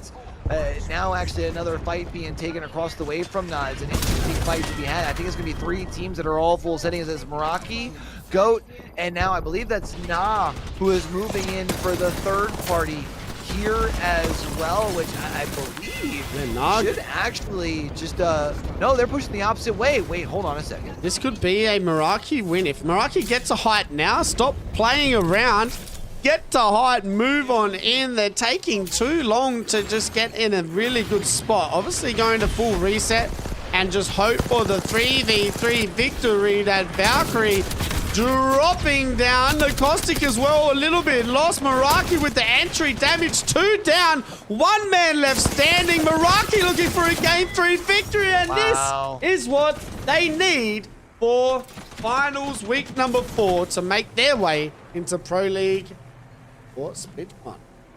That's huge. All of your big dogs were out of there. That's going to be a big, big game to put Meraki's name in the picture at the top of the leaderboard. Good enough for 2nd for now, but there's still a whole 3 games left to be able to find a way in towards 1st. I always feel like if you win, especially on a day like this where Meraki needs the dub on the entire day, gonna win, you need to be able to put up a 20 piece, and they were able to do just that. 8 kills to go along with their 1st place finish. Yeah, I mean, what more can you really ask for in game number 3? I was stressing out a bit. I was like, they're taking too long to get into the height. That Valkyrie kind of stuffing up the landing as well. The Caustic jumping off height down in front of the Seer. Meraki getting gifted a very beautiful win here for game number 3, and that's going to make the scores very interesting here, Q. So we'll go and have a look, and I mean Meraki only 10 points away from 1st place inside the ring, sitting on top. Meraki 2nd, XD 3rd, Orange 4th, and Avengers in the top 5. We're going to have a look at what legend is getting banned here for game number 3, and it's going to be Bangalore. Well, the 2 most picked ones were the 2 that we thought were probably going to be off the board. Really, you could probably say the same thing about the top 3, but it is indeed the Bangalore off the board. So no Alter, no Bangalore, no Crypto as we get ready for Storm Point. Very interesting set of games so far. 3 different winners. E District is over. The damage very different as well. As we can see, E District, Meraki, it's kind of gone from like high damage down to low damage here for the games. But Meraki will be pretty happy with that win as they now move over to Storm Point. And as we know, Q, Storm Point has potential to change momentums very quickly for a lot of teams here. And I feel like the best thing about obviously going to Storm Point is going to be that you guys will have to adjust every game because you have that random drop spot. Go and have a look though, top 5 kills and our damage leaders. Top 5 kills getting spicy here. 2 players tied at 10 with Singh and Mido. Then you've got Keiju, Bruno Fernandez, and Kui down at the bottom at 7. Well, I say at the bottom, but rounding out the top 5 with 7 kills there. We'll go ahead and take a look at as far as our top damage getters, and Sang currently separating themselves from the rest of the pack by a little bit more than 1,000 damage. And looking pretty good at the moment. We'll go back and see our beautiful faces as we head into E District. We have 3 more games to go. Q, this is the last 3 games of Open League for Apac South. This has been a lot of fun. We've had some ups, we've had some downs from a lot of teams in our region. But this is where all matters now. These final 3 games for all these teams to cement a spot into Pro League. XD, Meraki sitting 2nd and 3rd. The only way they make Pro League, I feel like today, is if they do get the victory. Inside the ring, leading the way at the moment by only 10 points. Do feel like they will secure Pro League no matter what, off points. But this is where it comes down to QV's last 3 games. Is there any teams that you're looking into right now that need to kind of pick it up a little bit here for these final 3 games? I feel like Meraki is a team we have been kind of keeping our eyes on throughout the course of the 4 weeks. They're knocking on the doorstep. I would really like to be able to see some last week heroics, some miracles here in week number 4. The problem though is they are still chasing down Inside the Ring, who is up by double digits. And one thing that we haven't pointed out, and it's I guess worth talking about now, is we talked about how in E District, the fact that we had 3 zones that all end in the same quadrant. Different teams benefited from it because of the POI drop not being in the draft, right? It's random drop spot. Well, that also is a benefit for Inside the Ring because you don't know where they're dropping. You don't have like where during Pro League, you have 3 teams who land next to them and go, oh, well, I know this is the team that's in first place. I should probably try and take an early fight and get them taken out. Inside the Ring is kind of hidden away until they give away their location. It's gonna what is scaring me is that I don't know exactly how Storm Point's going to go either. So it's like... Yeah. I feel like game 4 should be normal, right? Should be like a game 1, really. Let's be honest. Like game 4 should be like a game 1. It is pretty close. Inside the Ring need it to be like a decent game. So I don't feel like you're going to see some of the big hitters kind of full send do some silly shit early on. I mean, you still got like... You look at it now. Orange are on 27 points. Avenger on 27 points. Goat on 26. So it's still very close. I don't need to full send die at 11 for no reason. Kills aren't going to get you. I think that's the big thing for those other teams, right? That's the thing at the moment. You got a team like Orange just need to, yes, get your kills, but do not throw your position at a 12th spot with only 1 placement point. There's just no point having 8 kills, 1 placement point at 12th position. Have your 8 kills on the top 3. I think that looks a little bit better on the scoreboard. Definitely. Well, it looks like we've got a countdown here going for our first time out on Storm Point in our last open final. 3 more maps on the day. And you know, we were kind of wondering how things are going to play out going into Storm Point. I think because we had the hecticness that was map number 3 in AE District, we've seen the top of the leaderboard kind of shrink back together. I think I have to agree. I think map 4 plays very similar to a game number 1. If Inside the Ring go crazy here on map number 4, though, I think all bets are off for the final 2 maps. Oh, yeah. Which, again, you go back to the point, you don't know where Inside the Ring is dropping. You don't know if they're going to be next to somebody who wants to take a fight. So only thing that we do know is we've got 60 players in this lobby. They're getting ready to take out to the server. It's going to be an interesting game. We'll have to wait and see. We're just waiting to get into game number 4, and then we'll go and have a look at the Legends selections. I'm excited to watch these Storm Point games. I'm kind of happy that we're not watching Olympus for our final 3. I feel like Olympus as a comp map, if Olympus is the first 3, I'm all for it. We're having our final 3 on Olympus. I ain't for it at all. And I feel like that's what's going to happen in Pro League is like you're going to have those If we're gonna have those weekends, Q, that we are watching A versus C or something, and it's a Olympus straight off the bat, or second map for the day, it's gonna be a hard one. Let's see what kind of rotational characters come in here on Storm Point. I was leading into that thinking we were going to see a lot of the Valkyrie, but I'm even seeing some Ashe. We're seeing some Pathfinder. I think teams are starting to really think that it's time to start cooking. It does look like, based on some of these compositions, and I am all here for it because it's a spot for Pro League on the line, and for most of these teams, the only way that you're getting there is with the win here on the day. We're only halfway through, Sony. Let's go ahead and start on the back end. It's going to be an interesting game. It does look like hopefully a North pad. I say that at the wrong time because it's definitely not going to be a North pad finish. It's going to be a mill, maybe down beast. And the game here for game number 4. Our first game on Storm Point.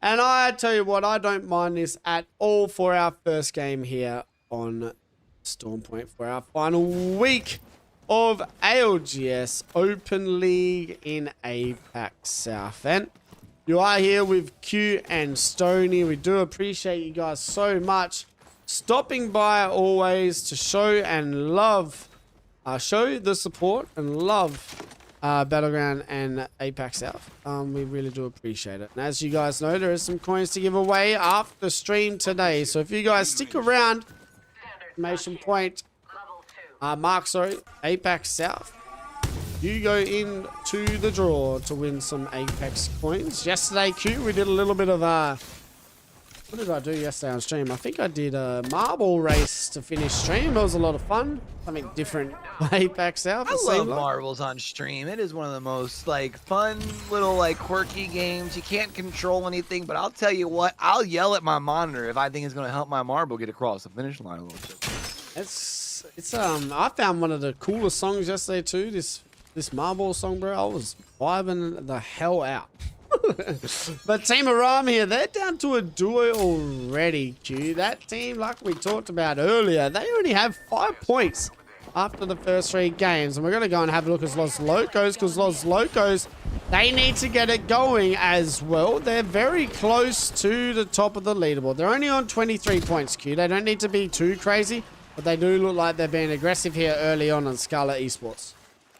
That was interesting. It was looking like going into the weekend, Los Locos was going to be one of the teams that had the most on the line potentially going into this final lobby, because we talked about it. There were going to be 5 spots available. I think they were 4th or 5th going into the weekend, but because of the fact that some of our top dogs didn't quite make it in, as we kind of said towards the top of things, our top 4 teams are basically decided as long as we don't, or sorry, top 5, as long as we don't have somebody outside of those 5 that wins, and Los Locos is not the 5th one. So as long as Los Locos doesn't have a dud, which they haven't through a half, now at this point, they kind of get to vibe out on Storm Point, which has got to be a great feeling. Yeah, they just got to have fun now. Enjoy themselves. Obviously, don't be too aggressive. Don't do anything silly, but we're going to see a lot of teams who don't have ring knowledge, Q, most likely play the trenches or North pad very late. And this is where it's going to get very interesting for those teams that do need good games. If they can call zone correctly here without having zone knowledge, this is where it comes down to. But right now, our Team Avengers holding out small W here in game number 4. Oh my god, look who died in top right corner. Easy Flash's squad is already out in 19th. I don't think had any KP to their name. Smile W looks to add themselves to the party up here at North Pad as Timmy Time will try and at least a quick peek up onto the rooftop. Only saw the one. And now it's Avengers who are in some trouble. Tao already down, but it will be Robin who's knocked in return. Yeah, small W maybe getting a little too aggressive. This has chaos written all over it at the moment. 3 teams already eliminated. Small W now looking to be in some trouble. They might go down. They're going to get eliminated. We now have 16 squads left alive, and I feel like there's more teams very close by But as I say that, there is some more fights happening as well as teams are rotating into zone, and that is HKR overlooking some teams here also. But Q, we thought we were going to get a nice and easy, relaxed game for game number 4. We were very, very wrong. Well, here's the problem is the fighting started early, and I know that's like well, obviously we've seen that, but you have so many teams who find themselves in similar positions in that like 2nd through 7th position on the leaderboards right now that if things had been calm early, everyone would have been fine with things being calm, but since you don't know who's the one that is knocking out said teams, you have to assume that it's the teams that are in the race with you for the top of the leaderboard. You don't want to be left behind, so while, yeah, you would like to prioritize just placement, now all of a sudden KP means a little bit more. What's interesting, though, is Los Locos, with their rotate on in, they really separated their way towards down Beast, and nobody playing on top of this thing. Gonna be interesting. This is a very interesting game already. I feel like the teams that need to have good games, Q, I've just got a funny feeling they're just going to do something so silly that is most likely not needed to be done. And as we can see, a lot of teams playing the very far west of zone. And this is that little bit of island that's in between Mill and Down Beasts. Nah playing on the height. We have seen a fair few end games end out here, Q, but just got a funny feeling it might be not pulling too far out this way. Have the double ring touch on this side, so I definitely understand the thought process from teams calling over here. But yeah, if this does end up pulling even out over towards that little kind of choke point towards checkpoint, man, there are going to be some squads in trouble. Squads like Bodacious, who are already all the way out here on this western side, who are inside the building and have a team right directly on top of them. And you know, while we might have seen some early fights, I think there's a couple of teams that are on the outside of the zone like we're seeing right now for Orange. Other than that, I feel like we will see a more kind of traditional mid game as once we kind of get the last little bit of these few squads on the outside. But Orange moving into Team Meraki. Meraki need to stay alive here, Q. This is not what they need right now. Skux having to waste the Ash portal. Just put 140 bullets into the knockdown shield of his teammate. All of a sudden now Swark is going to have to get away. I don't like his chances though. Orange, they're playing Octane. Actually, I'll tell you what, Swarks are somehow getting away just in time. Swark's going to be able to get away, sure. Now the question is, though, what are you going to be able to do with the rest of the game, though, while it looks like teams around you are going to continue to play aggressive and add to their tally? Playing as a solo, well, maybe you can find yourself some position points. Gotta wait for the rest of the lobby to play themselves out, and there's still quite a few teams that need to be removed until you start earning the really precious placement points. You only get a handful for the next, like, 8 teams that get removed. It's going to be interesting game. A lot of teams fighting, and that team that we were watching before, that is the team that needs to be aggressive. So don't be surprised if these guys drop an 18, 17 kill win, because they need it at the moment. 5 points is all they had after the first 3 games, and we're going to have a look at another team that needs a pretty good game here, and that is going to be Los Locos playing in where I've got a funny feeling this zone may end here for game number 4. We're going to have a look at the zone as zone 2 looks like it is about to start to close. And look at this zone. It's going to be a weird one. It could be back half of Mills, probably, yeah. That northern side, yeah, where HKR are. Be a good spot for HKR from where they're currently sitting. They've got a lot of control of that top building between the mill. Of course, they do have a couple of teams that are already down there. As far as for those teams that have already gone to the far western side, while they'll still be okay for now, they will eventually need to move. And I don't know if you caught that up in the top right-hand corner, but Meraki is out. Our number 2 team is out of the lobby. Orange being aggressive. Team Goat very close by. Down goes the Sparrow. Down goes Hinson. Orange are absolutely frying, if you do not mind. One man left for the boys to get rid of. Team Goats. They have been sacrificed here for Team Orange. I think Orange realized the importance of this fourth map. Have the ability to potentially put themselves in the conversation for that first place spot. And man, they do not look like they are slowing up whatsoever. They've arrived over here at Cedo Station. They will take a quick gander across the way. I don't think there are any teams directly here in Cedo Station. I think pretty well everyone has made their way either between Mill and down to B still, but the bad news, though, is it will mean for that squad that we were just on board with Orange over at Cedo Station, that they're going to have to fight the rest of the map gone. They have 8 kills already. Orange have 8 kills here early on. Very, very... As we know, yes, there is 10 spots available for Apac South here today from Open League. We have 6 spots from the leaderboard plus 4 winners. So after today, it's going to be a very interesting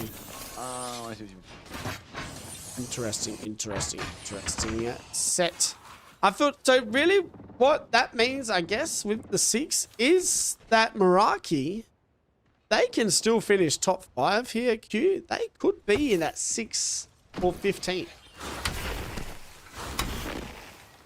Yeah, I mean, it's gonna be a tough climb for them because you got what, 5 teams getting in, but it really all depends on who ends up winning on the day. Meraki have put themselves in a good position, but I think the tough spot is that they are kind of hoping that they're going to have to bank on inside the ring winning the day for that to be the case, right? Because then inside the ring is one of your 4 guaranteed. Then it goes to your top 4 off of cumulative scoring. So I think for them to control their destiny, they still got to push the needle and get up to the first, honestly.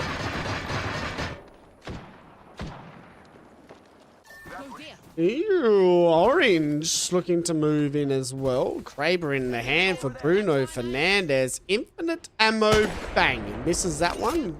Tickles him on the leg just a little bit. The team's holding a spot in zone. This man has 4 kills already and 1,500 damage. 14 squads still alive. If he wants to go nuclear here, this is the game to do it. As we know, a lot of teams needing to have a good game, and the rotate in here is what's going to matter for this team, as they can see a solo. Is that a solo? Oh, yes it is. They are chasing this man. As I say that, it is not a solo. It is a full 3-man. They've landed on Forever 21, and this is what I mean, Q, about teams that play aggressive. Sometimes they just do shit that they most likely don't need to do. And it's tough too. You lose your Krabby Patty, and while yeah, you jump onto a trio that's technically 3 blues. When you lose a player, the fact that it's 3 blues becomes irrelevant. There's still 3 gunnies looking your way. However, aim seems to be a little struggle here for Forever 21. Eventually going to be able to find a knock onto 1, but they do technically have the storm that will be right up against their back. Hold on a minute. If inside the ring go out here early yet again in game number 4, things get incredibly interesting at the top of the scoreboard, and indeed they do. Now all eyes do shift to some of those squads like Orange, who are only 6 points behind them and been fragging out, but they're currently a solo. Yeah, Team of Ram, and team that needs to go crazy. Talk about sliding feet. That man just slid so fast in there, I had no time to really think about what I was going to say. Eva, the nades are flying in. Pinkie Pie, eat that. Ram have shown up. 6 kills. Looking to try and get a reset now. We go and have a look at HKR, who are trying to fight their life here as well, as Team Tosca are moving into Mill. So it does look like teams are playing Mill, and it does look like the teams that did choose to play the island side north of Mill know a lot more than me and you, Q, because it does look like that is exactly where this zone is pulling. It is, but the problem is there is only a couple of buildings. You have kind of top end of Mill on this northern side, and you do have a couple of those buildings that were on that western side where we were earlier. But you know, still 10 teams left alive. Plenty of teams that are vying for that very, very precious real estate. Los Locos will be able to take ARAM down, but they need to reset quickly because the zone already closing, and this thing hurts. Yeah, this is, I guess what Aram and everyone else have died, right? Everyone that has done that in that building has died, and now Los Locos, they're going to be a team that is going to die trying to do exactly what everyone else was doing, and Los Locos get eliminated. Forever 21 now move on in. We have 7 squads left, and Kobar trying to hold it down. I mean, if Los Locos could have done that maybe a little bit earlier, it's a tough one, because now you look at where Forever 21 are. If Los Locos cleared Aram and Forever 21, they're in a position to play exactly where this team is. But unfortunately, Forever 21 play it a little bit better, Q, as it looks like HKR have Orange to worry about here inside Mills. 2v2 here technically, and HKR will have the zone affecting them first because Orange will technically be able to rotate around this building. They aren't trapped inside of it the way that HKR are. So it does mean HKR does have a little bit more of a timer that they have to keep in mind in the back of their head. But both of these two teams on this side have quite a bit of a rotate ahead of them. For Orange, they're currently in second place. They would like to be able to move up into that top spot. It's going to require a little bit of help here, though. Tosca, I think, is the team that's fighting HKR. That is a great nade, if you don't mind. So HKR, they need to be careful. There's a lot of teams in Mill. There's 3 teams, and they're all duos. 3, yeah. So Orange, HKR, and Tosca. All duos stuck in Mill. This rotate in is going to be tough as well, Q. As you can see, it's starting. So teams now need to fight. And oh my god, swing the backside. Why not? Linky now needs to be careful. Kobe Noob, the last one left standing. Tosca gets eliminated. HKR trying to rotate in, but I do not like their chances because look who's still here, and that is Team Orange. Team Orange are still here. 2 rifles, and yeah, 1 more team taken out as now they're into top 5. The problem though is Orange have quite a bit of ground that they have to cover. Who would have known the Octane would have been able to come into play to help them move or close that gap a little bit, but still having to find a way to recover. XD right up on top of them. Yukoi will try and play aggressive, has the wingman in hand, nailing huge shots as well. Ooh, XD, this is what they need. Orange get eliminated. XD now in a really good spot. I don't really like these buildings, but they're doing very well at the moment. Playing the Caustic, using the Wraith, and also the Seer. The fact that Caustic is still in the lobby in a Game 4 situation is observed to me, but also, hey, take advantage. And not at risk of being banned, I don't think. No, I don't think so either. I feel like it could possibly be like a Seer or even a Mad Maggie ban here for game number 4. So, I mean, it will be an interesting finish. The best thing about this now, though, Q, is that they have 20 seconds still up their sleeve. Yukoi could possibly get his Wraith portal back, and this will be where they need to figure out exactly what their play is moving into this final stages of zone number 6. All teams could surely use the dub, but it feels like either XD or Nah could truly benefit off of a dub here and carry it down the home stretch and maybe still clutch up that top spot, which would be required in order to lock in a spot for Pro League. XD will try and take things slow as they still will be one of the first teams that will need to rotate on out, as they will at least send 1 player to wrap around wide, but Yukoi will eventually need to come back for safety. They have a little bit of time before they eventually need to move. The good news is Forever 21 has already been taken out as they're taking a fight with Bodacious. Oh, this is going to be good for XD. Nah, now in a little bit of trouble. XD can move in and get a victory here for game number 4. All they need to do now is be very, very careful. They do get down another one. That means Team Nah in some trouble. Bodacious are stuck on the inside as well, Q. XD, if they can just hold it down, they will be getting a game 4 victory.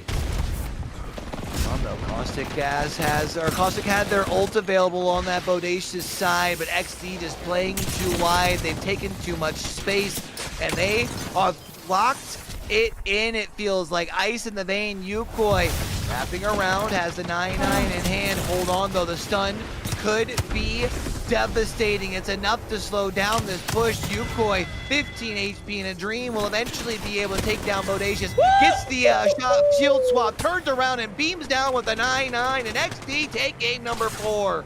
XD get the victory. Game number 4. Yukoi nearly throwing it a little bit, getting caught on the fence, but XD, I tell you what, they may have hit the front here with a huge 9-kill victory in game number 4. And I tell you what, Q, we were talking about this. Some teams can deserve to be going a little bit of crazy here in these games. Orange, the team that just had 10 kills and dropped out, I think, around the 10th or maybe the 5-8 mark.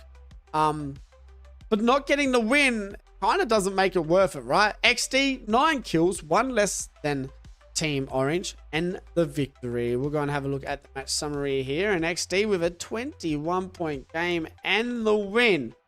Nah getting second, Bodacious third, Forever 21, and it was Orange going out at 5th position. Only 4 placement points here.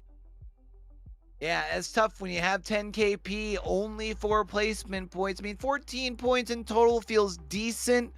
Inside the ring did pick up 5 though, so you only picked in 9. So you only got 9 to kind of dig into that disadvantage that you had in. But XD, I am pretty sure off of the back of that 21-point game, I think took first place, Tony. So let's go ahead and actually take a look at the series thus far and see if that is indeed the case. And yeah, by 5 points. We now have a new leader heading down the home stretch. 2 more games left to go. Team XD, a very, very tough weekend last week. Really good in round 1s to 3, getting eliminated in semis. I got the chance to meet Yukoi in Melbourne. Absolute legend of a bloke. Very passionate. Played in a, it's like a cafe really, where they all play on these PCs. He played on that all weekend and just unlucky last weekend. But right now they're looking pretty good. We're going to have a look at what legend is banned, and it is going to be a Mad Maggie ban here for game number 4. Which makes me feel like Valkyrie is most likely going to be the next legend banned, which means Caustic will probably make it the whole way through here for games 6. Yeah, I was wondering if Valkyrie might sneak in and get banned in game number 4 before we went to Storm Point, just because she does sometimes get picked a little heavier for the rotations, especially for teams on the north side. I guess maybe less teams picking because you don't know exactly where you're dropping. But yeah, Maggie going to be off the board. I think I agree. Probably going to see off the Valkyrie, but only time will tell. We'll have to wait just a couple of more moments until we get to that. But when we did look at that overall leaderboard, things have been getting spicy towards the top of that. How about we look at the top of our other leaderboards here, Stony, and see how our top KP getters have been getting so far. Mido with the 12, so it does look like XD. Mido and Yukoi doing their fair share of work today here, Q.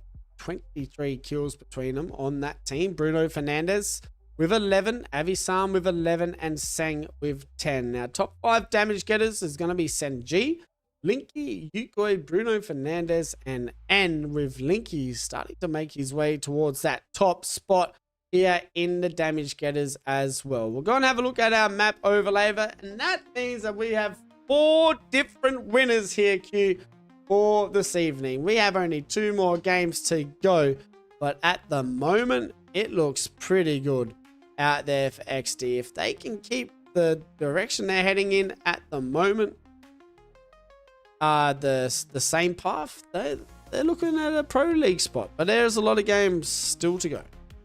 I love how our damage is going down by game. Like, is there a chance that we have a match winner with less than 2,000 damage in match number 5? In the lobby again? Stay tuned and find out. No, yeah, it's definitely been interesting to kind of see the differences.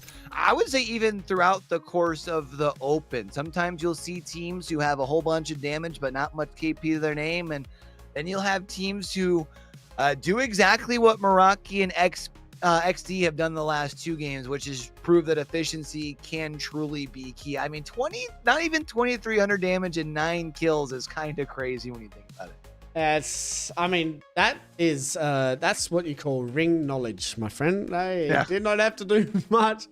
They held a pretty good spot in zone, and they will get themselves a game for victory, and they hit the front. Now, it all comes down to these last 2 games, Q. Now, we'd have just said that we thought that game number 4 might have been more like a game number 1. Definitely was not a game number 1 on a district, but with 2 more games to go, with so much that is riding on this, you're going to see some teams really take control of their opportunities, and XD did exactly that. Now, what helped XD in that game was that every other team that needed a good game were full sending every other team that needed a good game. XD did the opposite. They sat in zone, calculated their game, and got the victory of 9 kills. It's going to be intriguing to see the differences in play styles for these last 2 maps, because you most certainly are going to have people who are going to get their boots on the ground and need to get to running. Meanwhile, you've got a couple of teams at the top who have done enough thus far to make sure that they're in contention. Now you do need that very healthy dose of both KP along with placement as well. And ironically enough, when half the lobby is going to start turning up, probably a little bit of inting as well, your job gets that much tougher to play this thing right. And it comes down to, I guess, as well, as having the confidence to do what you've been doing the last 4 games, but being able to mix it up a little bit. Have that confidence to mix it up. Don't be afraid to mix it up. Sometimes mixing it up is what will get you over the line as well. So it all comes down to now we have 2 more games left to go. Storm Point just around the corner. Just waiting for the ref to start this game. Looks like he might be asleep at the moment. But game number 2, 5. Game number 2 on Storm Point, not too far away, chap. We're going to hit you with a quick little BRB. So I can have a quick drink of water, and then we'll be getting into game number 5 just around the corner. Down the site, able to take a good chunk out of the shield, but Jisoo steps through with the PK, able to get a couple. Bit of a trade going on, so it non-stepsis. For Keep Going Gaming, Drake Cleaner gets another. No way. He's just pulled that off. How is that possible? I think he goes down anyway, as there is a third party coming in. Oh my god, that boy tree cleaner. Cleaning out the lobby, not only some trees. That was crazy. Well played. How far are they going to see you? That's gross. I don't know if there's a tree out there called Source Gaming, but he cleaned that one very well just then. Biz 6 Gaming gonna hold the height, and we have such now a stupid comp. I love that so much. Have a look at they have nice little graphics here too. I fuck with this. it looks like we have another third party with JD Gaming. If I have to say another JDG or Gen G or something name, I might freak out. Well, 5 Fears and Source are going to get pinched and go out of that fight, so JD Gaming are going to go for a bit of a reset, but Gen G, they're so... Asia's so good, bro. Gen G is just disgusting. This team is really so fucking talented. I hope they never ever split up. Like, look at that shot control there by bro, that's an M&K player, bro. That's an M&K player. Jesus Christmas. Game number 2, and Asia is cooking. So talented, man. He's got to be in conversation for top 3 mechanics in the world. He has to be. Fight started. Holy shit. Yeah. Oh man, I'm so happy that no one is downloading NBA 2K in my house again. My stream will not drop out, I promise you. Oh man, that was funny. All right, game number 5 getting underway. We're going to go and have a look at the map and see exactly where we're heading for our game number 5. And it does look like we're not too far away from getting our first south zone for today. And it is going to maybe head towards Pylon here for game number 5. Pylon, maybe even all the way down towards Echo, but yeah, probably somewhere around there. Who knows? Maybe even, probably not a launch pad, but one could hope, right? But yeah, Southern Zone does look like the way we're heading. So for the teams who did take the Valkyrie to bring on in for game number 5, well, they're going to be happy if they're on those northern sides, because sometimes those long rotates can be very hectic, especially for some of those teams up towards Wall Zoo Station. You can just bypass everyone on a quick trek down south. Yeah, it's going to be an interesting one. Let's go and have a look, though, where XD are here, and that is in Barometer. Now, the fact that they're in Barometer, not too far away from rotating towards that eastern side 2 zone. Be pretty happy with this here, Q, and looking for maybe an early zone position to try and secure some more points leading the way at the moment. Look at some info, definitely for sure. Also, for them, I think interesting noting is they feel like they've got themselves a really good POI to be able to loot up as well. So you'll be able to loot up, you get info. Can't really ask for much more for a team that currently sits in that number 1 spot. Again, for this team, we'll definitely probably take a little bit of a slower approach, but because of the fact they won't have too far to rotate, they'll feel comfortable taking the time to really dig in and, take advantage of the POI they got. Oh, man, I'm so excited. The final 2 games. I tell you what, there's so much riding on this as well for so many teams. So, if you're XD right now and you're thinking about it, like, you just really need to relax, but also at the same time, they understand how much is in state, right? And you got someone that is as passionate and as good as Yukoi, 2 games away from securing Pro League again, but doing it in a way that is harder than usual.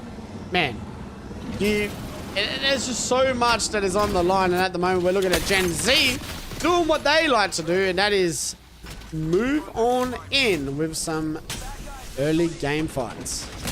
And this game number 5 is interesting as Gen Z does try and hold the squad at bay. Nice shots by Moss, but will eventually be taken down. However, never to change. Not going to be enough. And I said Moss. That's definitely Moses. I have a hard time reading sometimes. That's my fault. But Gen Z will pick up a little bit of KP. I was going to say, though, this game number 5 is going to get a chance to really set the stage, because I feel like with the amount of teams that we have currently sitting at the top of our leaderboard that need a dub, there's a chance that we're going to be going even into game number 6 with more teams within reach, depending on how things break out here.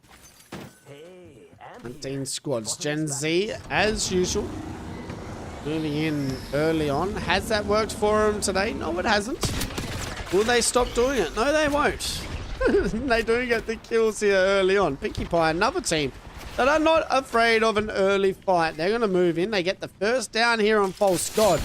Meteor can hear the man getting a res off. The Sparrow is an absolute bullet. And just like that, Linky's going to go down. HKR in a lot of trouble. But it does look like Kobe Noob might get away just in time.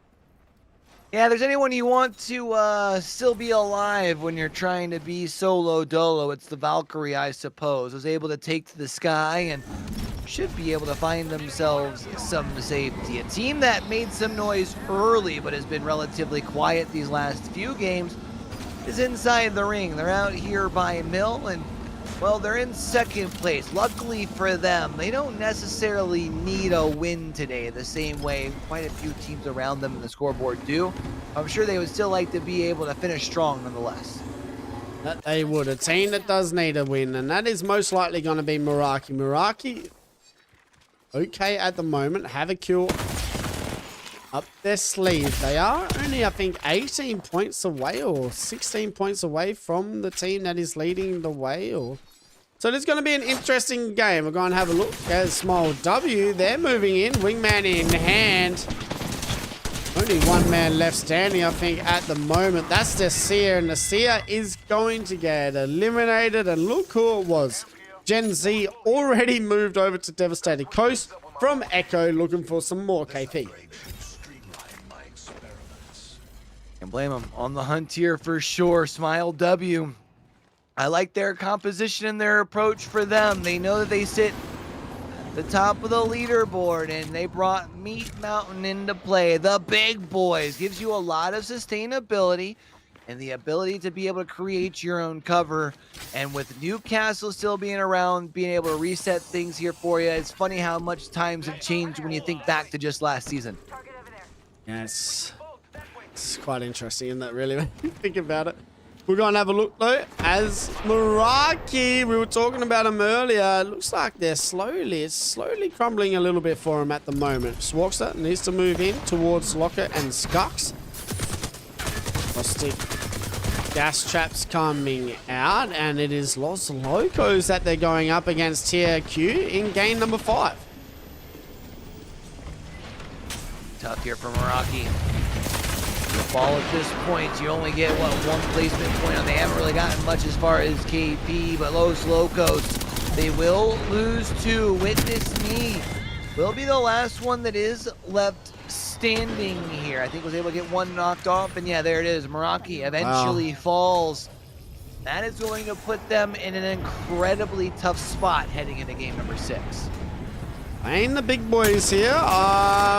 Los Loco playing Caustic, Gibby, and Valkyrie. Not a bad legend composition here. And I tell you what, if Los Locos are feeling confident after that fight, I feel like they might be able to clean up Bodacious here if they can lock in. Bodacious have surprised me this weekend, making their way to the finals lobby, but Los Locos definitely a skill above Bodacious at the moment, but it looked like Smile W are pretty close in joining in as well, Q, but they're going to go back towards Devastated Coast here and try and play zone.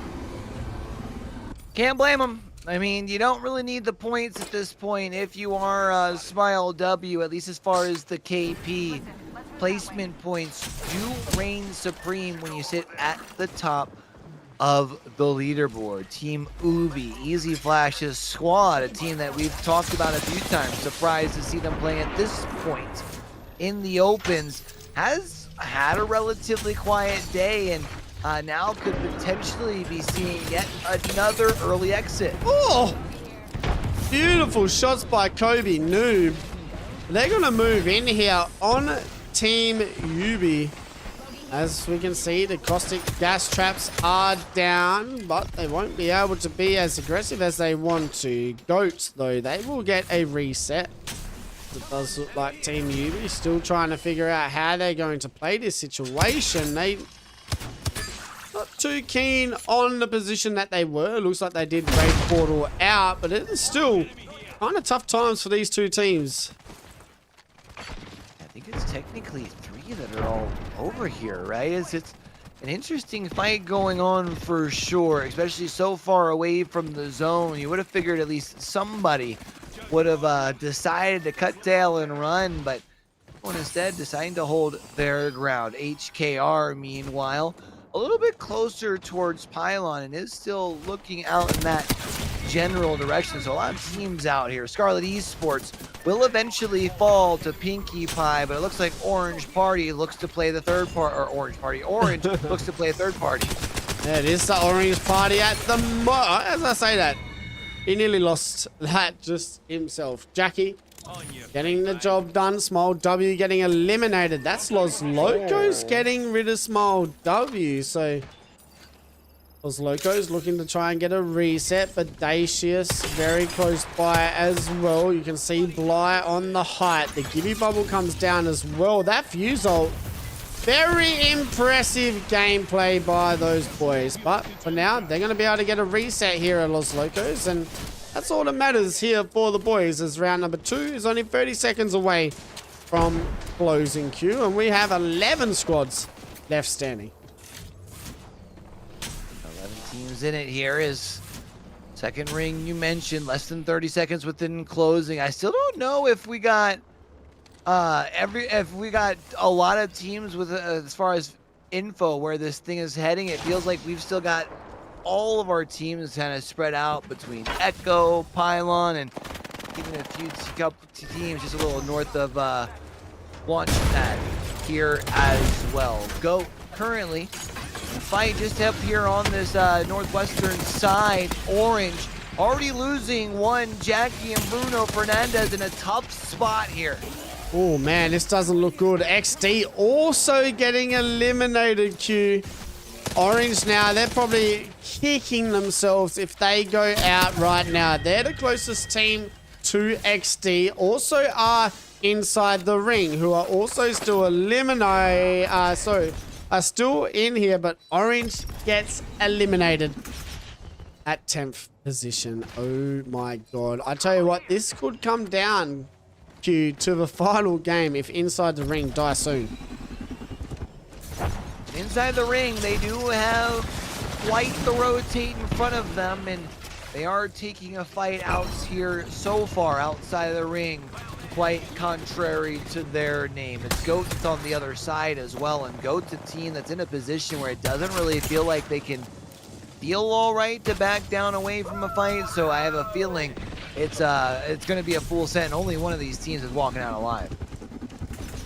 Best scene for inside the ring. Valkyrie on hand for Goat. They don't really have that in their favor at all. So rotating for them is all Foot Falcon, and that is going to be a hell of a rotate, and they could have possibly maybe left it a little bit too late. As for now, though, Los Locos moving in. They do get one down. It is going to be a duo v a duo. There's only one man left standing, I think. Sorry for Bodacious. Witness me needs to be careful. We're going to see a 3-man v a 2-man here inside the Arsenal. Beautiful swing, though, by the Gibby on Los Locos. There's one man left standing. Beautiful Sentinel. No scope. One more guy to get rid of. Bodacious gets eliminated. Los Locos starting to cook. Question is, are they going to be able to stay on their feet here, or is there going to be a third party? We saw shots coming in from across the way, but I don't think they're going to end up pushing. So yeah, Los Locos going to be able to get up back on their feet. Should be able to get a reset here as well, and the good news for Los Locos is that time will be well spent, as it looks like some of the rest of the lobby should still be eliminating itself. Team Yubi now looks like they have their hands full, and Team Goat somehow making it in. They will try and get down another member here. Oh my god! Oh! Yubi, sit down. Goat get the job done. One man left to recover for the crew, and 7 squads left standing. All of a sudden, Team Goat looking pretty good here in game number 5. They are. Goat are looking good, but inside the ring are still left alive. The team that currently sits in second place and also owns one of the qualifying spots off of total points as well. They're going to look to take to the sky, leaving a couple of their teammates behind. That's a big old feels bad, bruh, as ARAM looking to try and get cooking some more in their name. Yep, Los Locos now looks like they've lost their spot. So Los Locos need to try and stay alive. HKR still out here as well. We have 7 squads left alive, Q. Inside the ring down to a solo, which means if inside the ring get eliminated now, XD still in the lead by only 1 point. But Los Locos, 10 kills, currently sitting in a top 7 situation, and trying to get a victory here and cement their spot as well in the top of the leaderboard. But HKR has a different story to be told, and Los Locos, they're going to get eliminated with 6 squads left standing. News is for HKR, they should have time to be able to get the reset. They're right on the slow side of this zone, so they won't have to push away from their spot too soon. Meanwhile, inside the ring, Oh my god. talked about how they were a solo. Well, that might not be the case for too much longer. The banners have been crafted. Now they'll just look to try and get their teammates back in. Meanwhile, elsewhere, ARAM said they had a slower start to their day. We knew that there was a chance that they could potentially got it pop off. off later. but they weren't yet. Now inside the ring, about to be a trio. He got it off while the two teams were fighting. He held the respawn. It is now GOAT v HKR. It's a solo v a solo swing. That Kobe noob, he gets the job done. 5 squads now left alive and inside the ring, looking to try and get a victory with one of the best resets that I've seen in the last 4 weeks. Yeah, that reset right there could very well secure themselves the dub here on the week, if not for game number 5 even on its own. They'll be one of the couple of squads that are left that are a full trio, but that could only be momentarily, and very close to falling on the fuse with very minimal HP. Same thing for the Valkyrie here as well. Nah, right on the other side, they push over the stairs, could throw a wrench into things. It's going to be an interesting finish inside the ring. They do have a fair rotate as well, Q. So this is where it gets a little bit tricky. If they want to be aggressive, they got to be aggressive now. They will drop and goes down. It's a 1v2 situation. Can Normal get the job done? He's going to have to swing it. He doesn't have the caustic gas to help him inside the ring get the job done. And Nah get eliminated. Aram now down to a solo. 4 squads left alive. And we're going to see exactly how they play this. I don't like their chances. They're going to run straight to inside the ring and give them some more KP.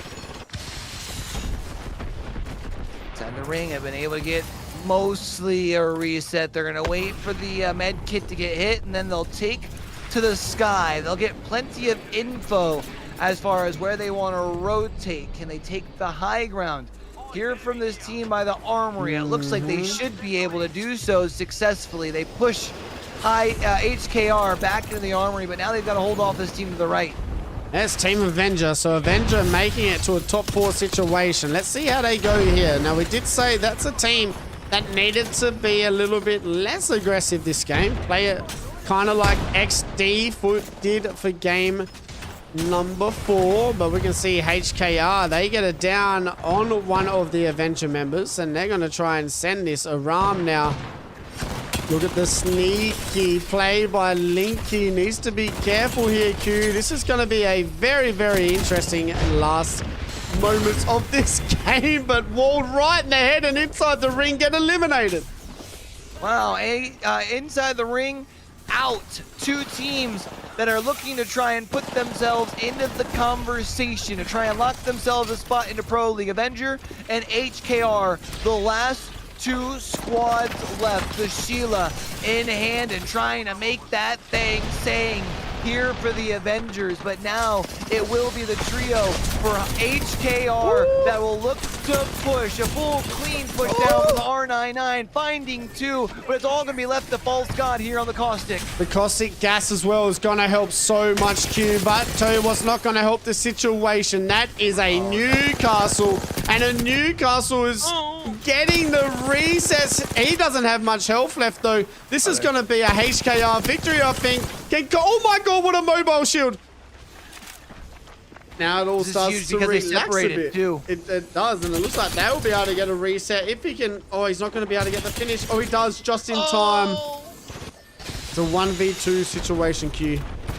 Teo. Yeah, but Tao's been able to hit a full bat here. This is tough. Now there's so much collective HP on the Avenger side. Wait, False God, though, is full up. Granted, the car only has 20 bullets in it, and stop. This is so risky to be able to stick and find a revive on a Link would be huge. Those rockets, though, will stall them for a moment.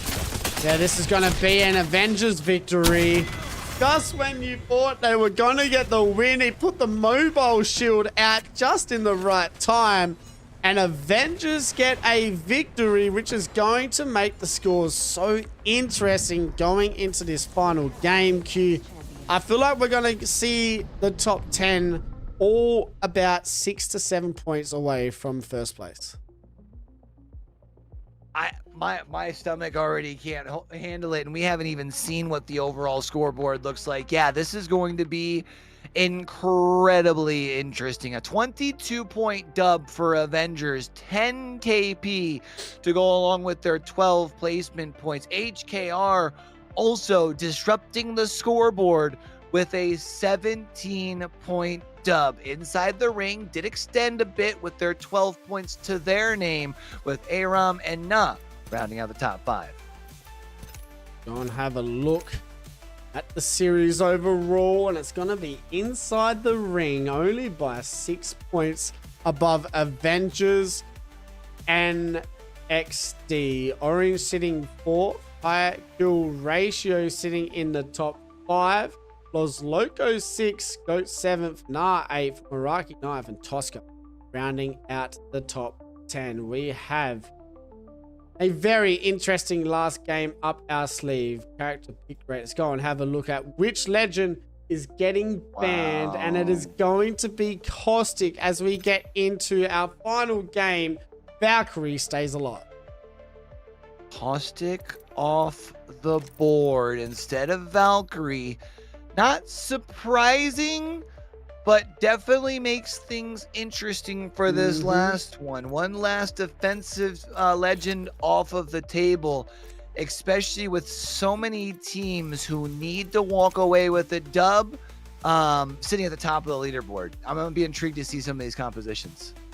Got a funny feeling it might be a very Newcastle Seer Valkyrie kind of game here for our final game. It will be interesting though, as we know, things change drastically in Apac South, and at the moment, it is very close. 6 point is the difference between first to second and third, and it is going to come down to this final game for teams like Avenger, teams like XD to try and make their way to Pro League. I mean, Avenger, they can do it. They have one of the best teams in the lobbies right now as well. We're going to have a look at our top 5 kills and damage leaders, and it looks like Avisan is still leading the way here, Q. 13, but man, everybody else on that board sitting at 12, saying Mito, Bruno Fernandez, and Keiju down at the bottom. I mean, let you know that anybody can still take their spot at the top for our top predator on the day going into game number 6. When we take a look at our damage, however, I am curious to see how that leaderboard does look. Sang has been holding it down at the top. Linky cutting into that deficit a little bit, but something tells me Sang just very well may finish this thing on top. Yeah, he looks pretty good at the moment. Linky doing a lot for HKR though. I think that's who he plays on, is HKR, but he's doing a lot for his team and they're looking pretty good. Teo sitting 3rd, False God 4th, and Hinson rounding out the top 5. We have one more game to go, Q, before we see which team is making their way to Apac South Pro League. Now, there's not just one team today making their way to Pro League. There is 6 teams plus 4 winners. So that means 3 winners have already made their way through 2C1M, Black Hole, and who won the first week? QWQ, right? QWQ. Obviously, one more winner and 6 more spots coming out. The reason that there is a lot of spots for Apac South is because we've had a lot of disbanded teams from Pro League last split. So it makes it a little bit more open for the teams in Apac South in Open League. So for 10 spots to be available for these guys, it comes down to moments like these. Meraki, one of the teams that we were talking about, kind of have fallen off since their win. Had a couple quiet games, XD and Avenger. Now, they are the 2 teams that we need to talk about because they're the only 2 teams right now that need a win queue to make it to Apac South Pro League. And they're within striking distance. They are there, and they make the story very interesting for the last couple teams as far as collective points, because if Inside the Ring wins in that number 1 spot, obviously that they get taken off.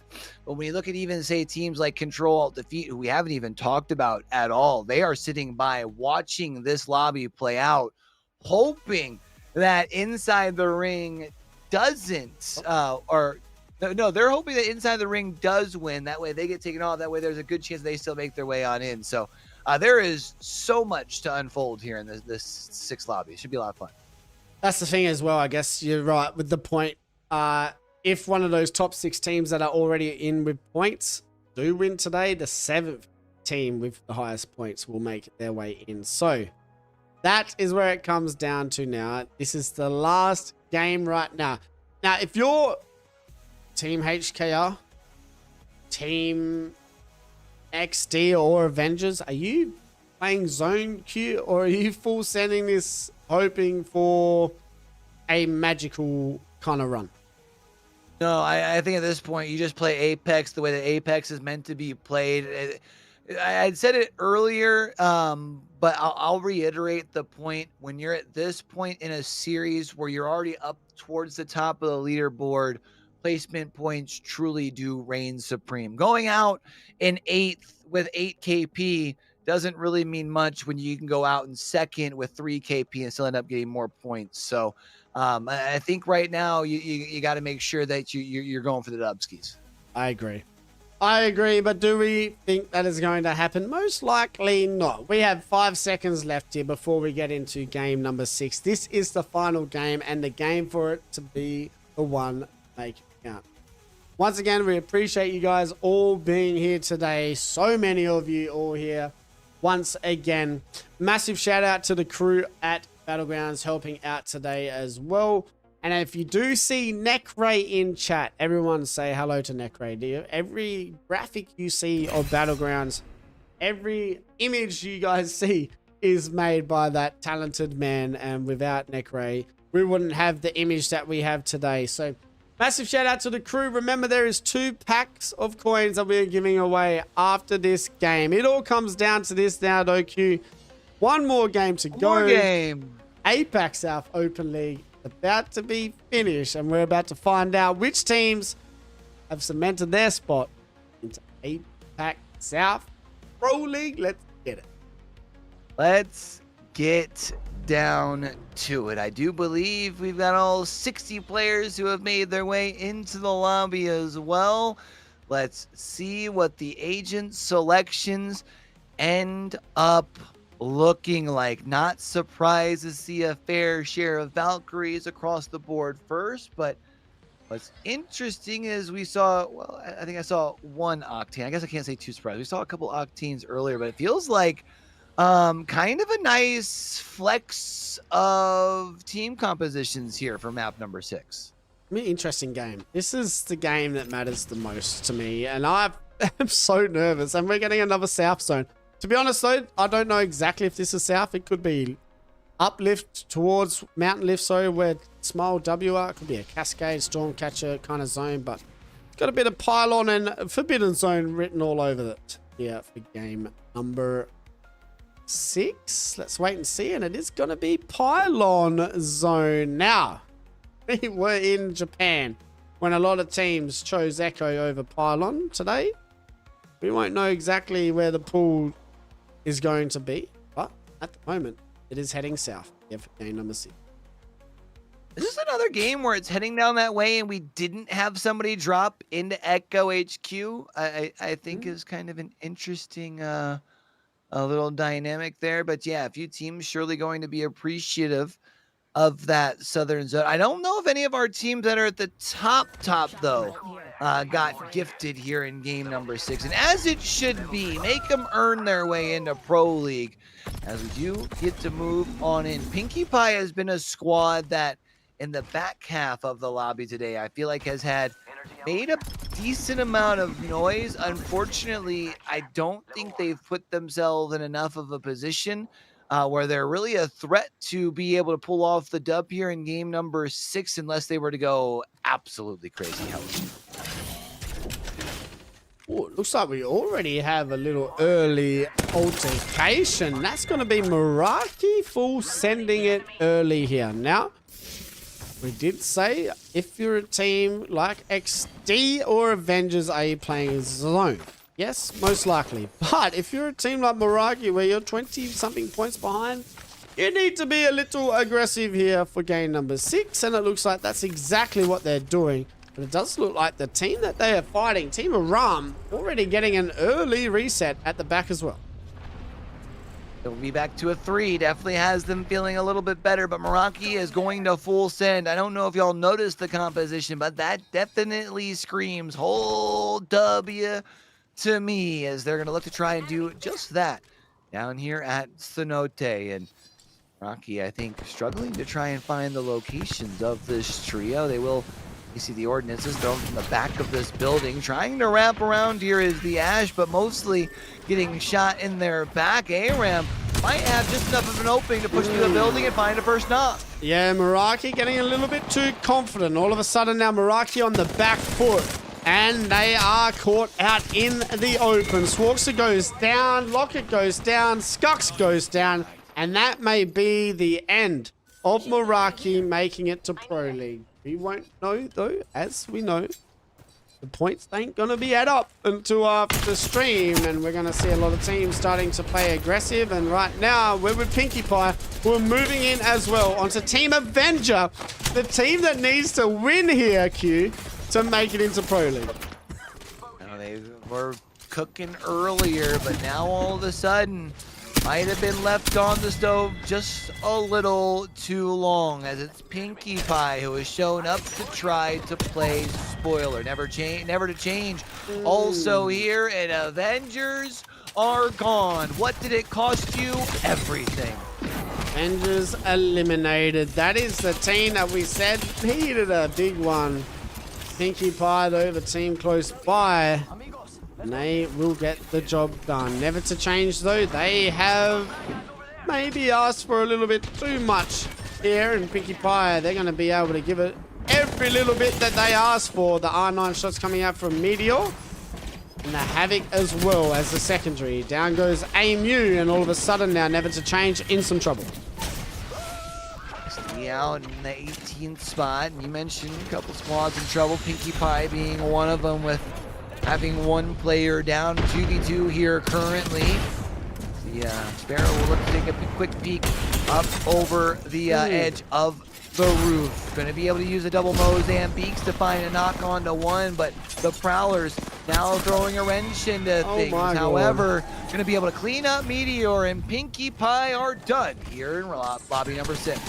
Los Locos now going up against HKR. HKR cannot afford to die right now.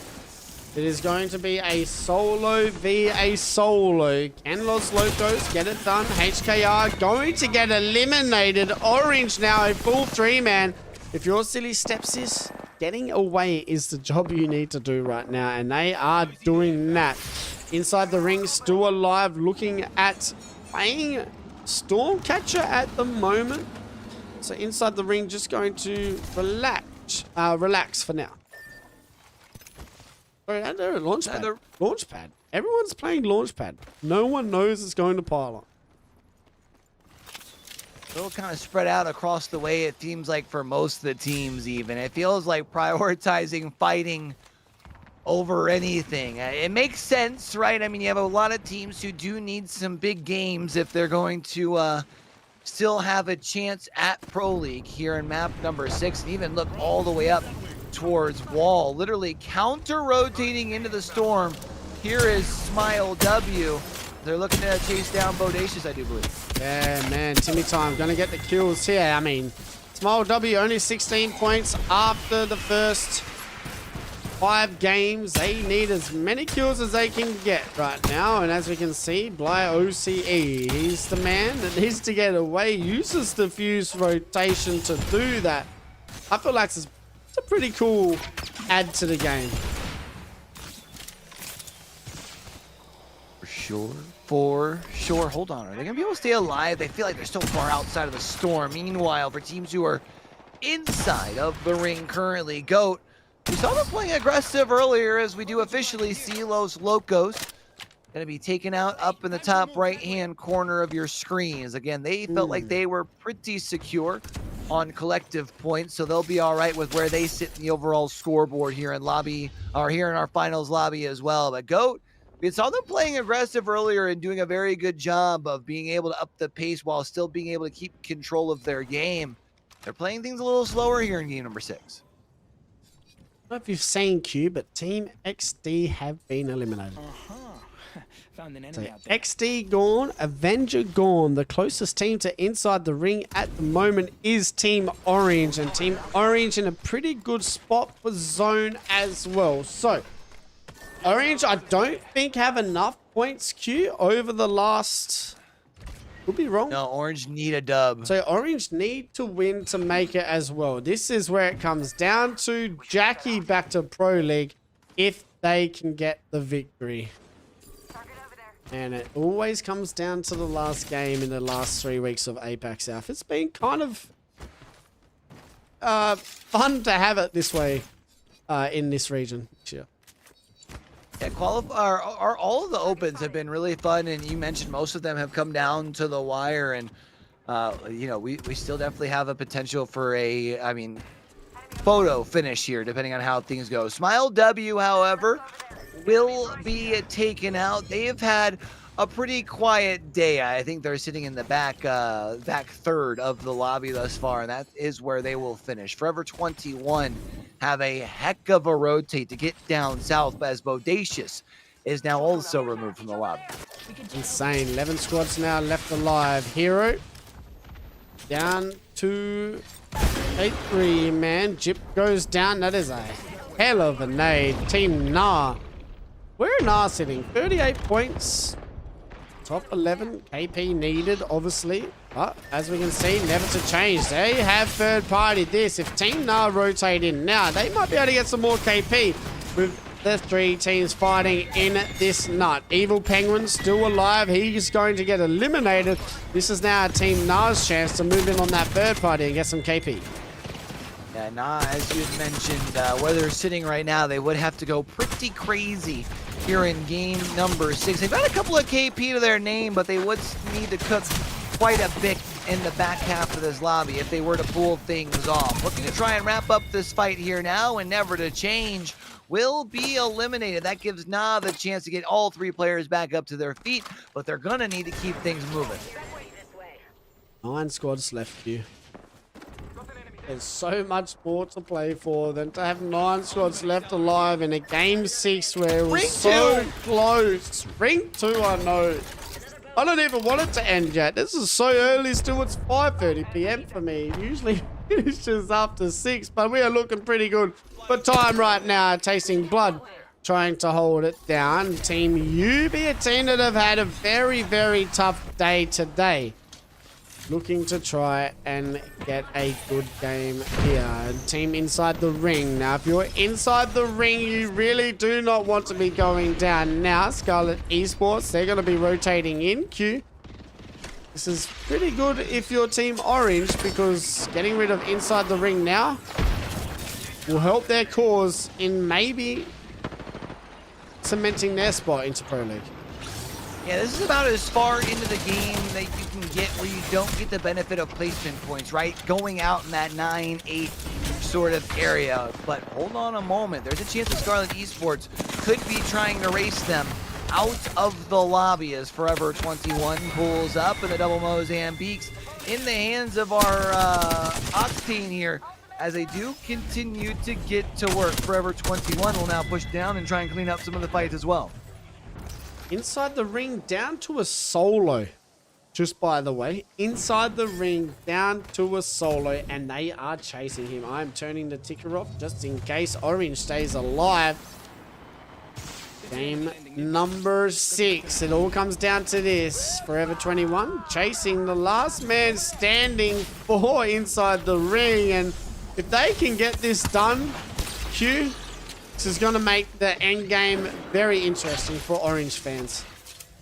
And if there's anybody you don't want to have chasing you, it's an Octane. Somebody who can close the gap so quick. However, whoever it is that is still left alive out here is doing a phenomenal job of playing hide and seek, staying alive just long enough off of the back of the 1 syringe. Now we'll be able to get the med kit as well, and I think Pyro-sama has been able to stay alive long enough that they should be able to get the Storm Plus. Orange has been eliminated. Orange are gone. No way we missed that. What am I doing with my life? Aramna trying to hold off the push from Team Nah. 42 points. currently inside the ring, sitting on top. We have a lot of fights happening at the backside. It is Goat trying to hold off Forever 21 with this rotate in. Have lost their Sparrow here, Q. Then Seer ult comes out as well. Kraber in the hand for Hinson. He's been doing pretty well. He seems to be pretty consistent on the damage front here in these games today. 8 squads left 5. It does look like this zone is pulling towards Echo. He's got the Krabby Patty in the hand. Of course, the knuckle clusters as well can be sent across the way.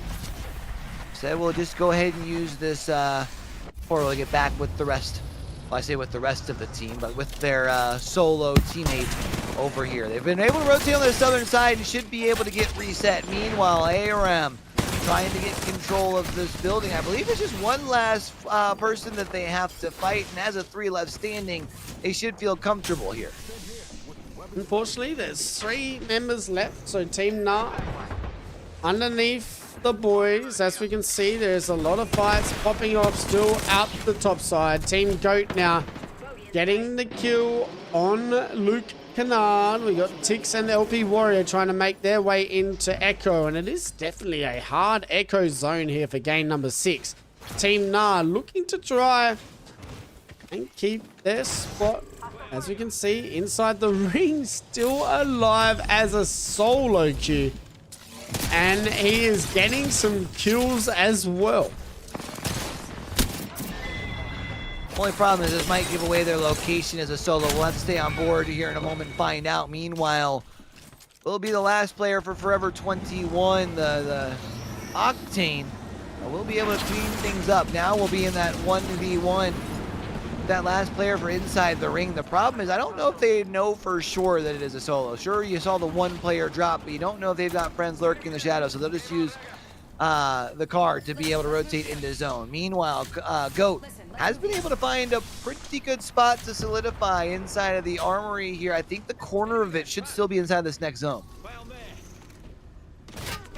6 squads left alive. Let's go and have a look at the map anyways. As you can see, the 2 solos out the backside here. We might stick with this as Forever 21. They know exactly where this solo is. Movement coming out here. Octane is just going to full send this. You may as well at this point, right?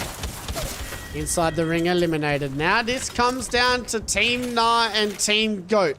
Forever 21, by the way, 13 kills in a top 5 situation, but the only team that can change this game is Team Nah. Both Nah and Goat are alive. But it comes down to this. I think either stage. one of them basically has to slay out the lobby, though, if I'm not mistaken, if they're gonna catch inside the ring. I guess the good news is Forever 21 crafted banners. If they are going to be able to get their teammates back in, that is 2 more KP that can be had for either Goat or not. If they are going to be able to complete the Game 6 miracle, Nah does have a pretty good sort of loadout here, right? You've got the Newcastle to be able to build yourself a little bit of fortification. Also should be able to help with the resets. Tasting Blood can take to the sky in a sort of late game sort of hesitation scenario. So there's a chance for them to still pull it off on the Nah side, but I think it's going to take almost every darn near last elimination that's left in the lobby. But it is Aram trying to stay alive. Team Nah need to make their rotate in here soon. We only have 1 team playing middle Echo, and I think that is Tosca. Yes, it is. So Tosca only as a duo too. So if Team Goat know, this might likely be able to swing and clean this up. Let's go back though. Team Nah, as they seems like, I'm pretty sure Forever 21 tried to get the reset. All of a sudden, the Ram, they've tried to rotate in. And they're going to get a spot into zone as well with Tosca relaxing just for now. If you're Tosca, you'd probably have preferred to have the Newcastle along with the Rampart, but you do at least have the Newcastle with the Valkyrie here. You were correct. It was Forever 21 that got their duo back in there. Unfortunately, they did end up losing their Octane, so they're still a duo. ARAM, though, they are a trio that are left alive as Forever 21 will eventually be taken out. They're taken out by GOAT, though. GOAT, one of the teams that we mentioned. If they're going to pull it off, it feels like they need to slay out the rest of the lobby. Let's see if they can up the pace here at the end. I need a 6, at least, maybe 4 more kills to maybe draw. But this is where it comes down to this last moment. 4 squads left. Tosca no KP at the moment. So I take that back. They have 1, and we're talking about GOAT. GOAT now in some trouble. Inson goes down. This is going to make a Ram move in. Yo, After comes in at the right time. It is now the Sparrow trying to clean it up. 1 more man left to get the job done. Can they get rid of him? What a play by that Wraith. Oh, whoa, oh, whoa. Can he stay alive? I don't like his chances here. No, it was a good idea for a while until you get seen in the driver's seat, and then you're susceptible to the shots and eventually falls. Nah, still left alive as a trio, as they will end up pushing, well, up into the middle of Echo HQ. I thought there was a duo that was still up there. I guess they eventually ended up moving, as Tosca, I think, actually has just now taken to the sky. And now should be in the position to clean things up with where they're at, but it's still far from over. 3 squads still left. Let's see how Nah do this. Can they get a win to finish this off, and will it be enough to get the victory today? One of the teams that have been pretty consistent with points as well, though, Q, so I feel like they might be okay either way. Making it into Pro League, we have to wait and see, but Aho throwing down the nades. There's only 1 more man left alive, and I think Team Nah are going to get a victory here for game number 6 and our final game of Open League Week 4. Na na na na. Hey, hey, hey. Yeah, big W for them in game number 6. We'll have to wait and see the official results if that's enough to push them over the edge. Something tells me inside the ring should have done enough to be able to secure, with them getting, what was that, like 7th, I think, or 8th. They made it relatively late into the game, but you also mentioned that this Nah squad has performed pretty consistent throughout the course of the opens as well. So I guess doubly we will see as far as that goes. 9 kills to go along with the Dubski, though. Pretty darn good way to finish things, if you ask me. Not a bad way at all. We'll go and have a look. Team Nah with a 21-point game here. 20 points for Aram, sitting 2nd. We got Tosca 3rd, GOAT 4th, and Forever 21 rounding out our top 5. We'll go and have a look at the series overall, and that is going to be Inside the Ring, taking the victory here in our final week of Open League. And I mean, Q is better late than never, because that team is insane, and they have been one that I've had my eyes on for weeks here in Open League Apac South, and they'll be pretty happy that they finally got the job done as well. Yeah, they will claim their spots of the guaranteed teams, which will be good news for teams like Control Defeat, who have been lying in wait to see if they might qualify in overall points. I think with Nah finishing in 2nd here in this lobby, I am pretty sure they should still be qualified into Pro League in one of those 6 spots that you were talking about, but we'll have to wait for the official results before we call anything. Go and have a look at our top 5 kills and damage leaders, though, Q, as it is going to be Sen G with 13 kills leading the way. Chago sitting 2nd, Avisan 3rd, and Mido rounding out the top 5. Our damage leaders, Senji finishing on top, like we said he most likely would. Linky sitting 2nd, False God 3rd, Teo 4th, and Hinson in the top 5. We'll go and have a look. I guess that's it. There's nothing else to look at, Q. I guess we could have a look at what legend would have been banned in game number 6, and it would have been a tie between Valkyrie and Sparrow. Yeah, I think we had more Valk picks throughout the course of the day, which would have had that be the band. I guess we can talk on speculations of what the other teams were. I know we won't have an official tally until all of the math is done in the background. But you said we had what, 6 teams other than the 4 that qualified automatically? Yes, 6 teams plus the 4. So the teams that we had there in that last lobby, we know that Ubi was in that last lobby, so they should have qualified. ARAM should have qualified. Los Locos should have qualified. It's the last 3 spots where things get kind of interesting. You feel like Nah probably did enough for that 4th spot off of the back of their competition today. Last 2 spots are going to be interesting, Stoney. You know, Meraki was looking to make. Where did Meraki finish? And they finished Meraki, like I think 7? finishing like the top 10, but we'll have a look. Let's go have a quick look. Last time at our overall leaderboard, Meraki actually finished 12th, so it was pretty 12. close from that 13th to the top 9 with points. But yes, finishing 12th may not be the best ending for them. Well, the good news is the difference between 9th and 12th is only about 100 points in Pro League qualifiers, so it's not a huge difference.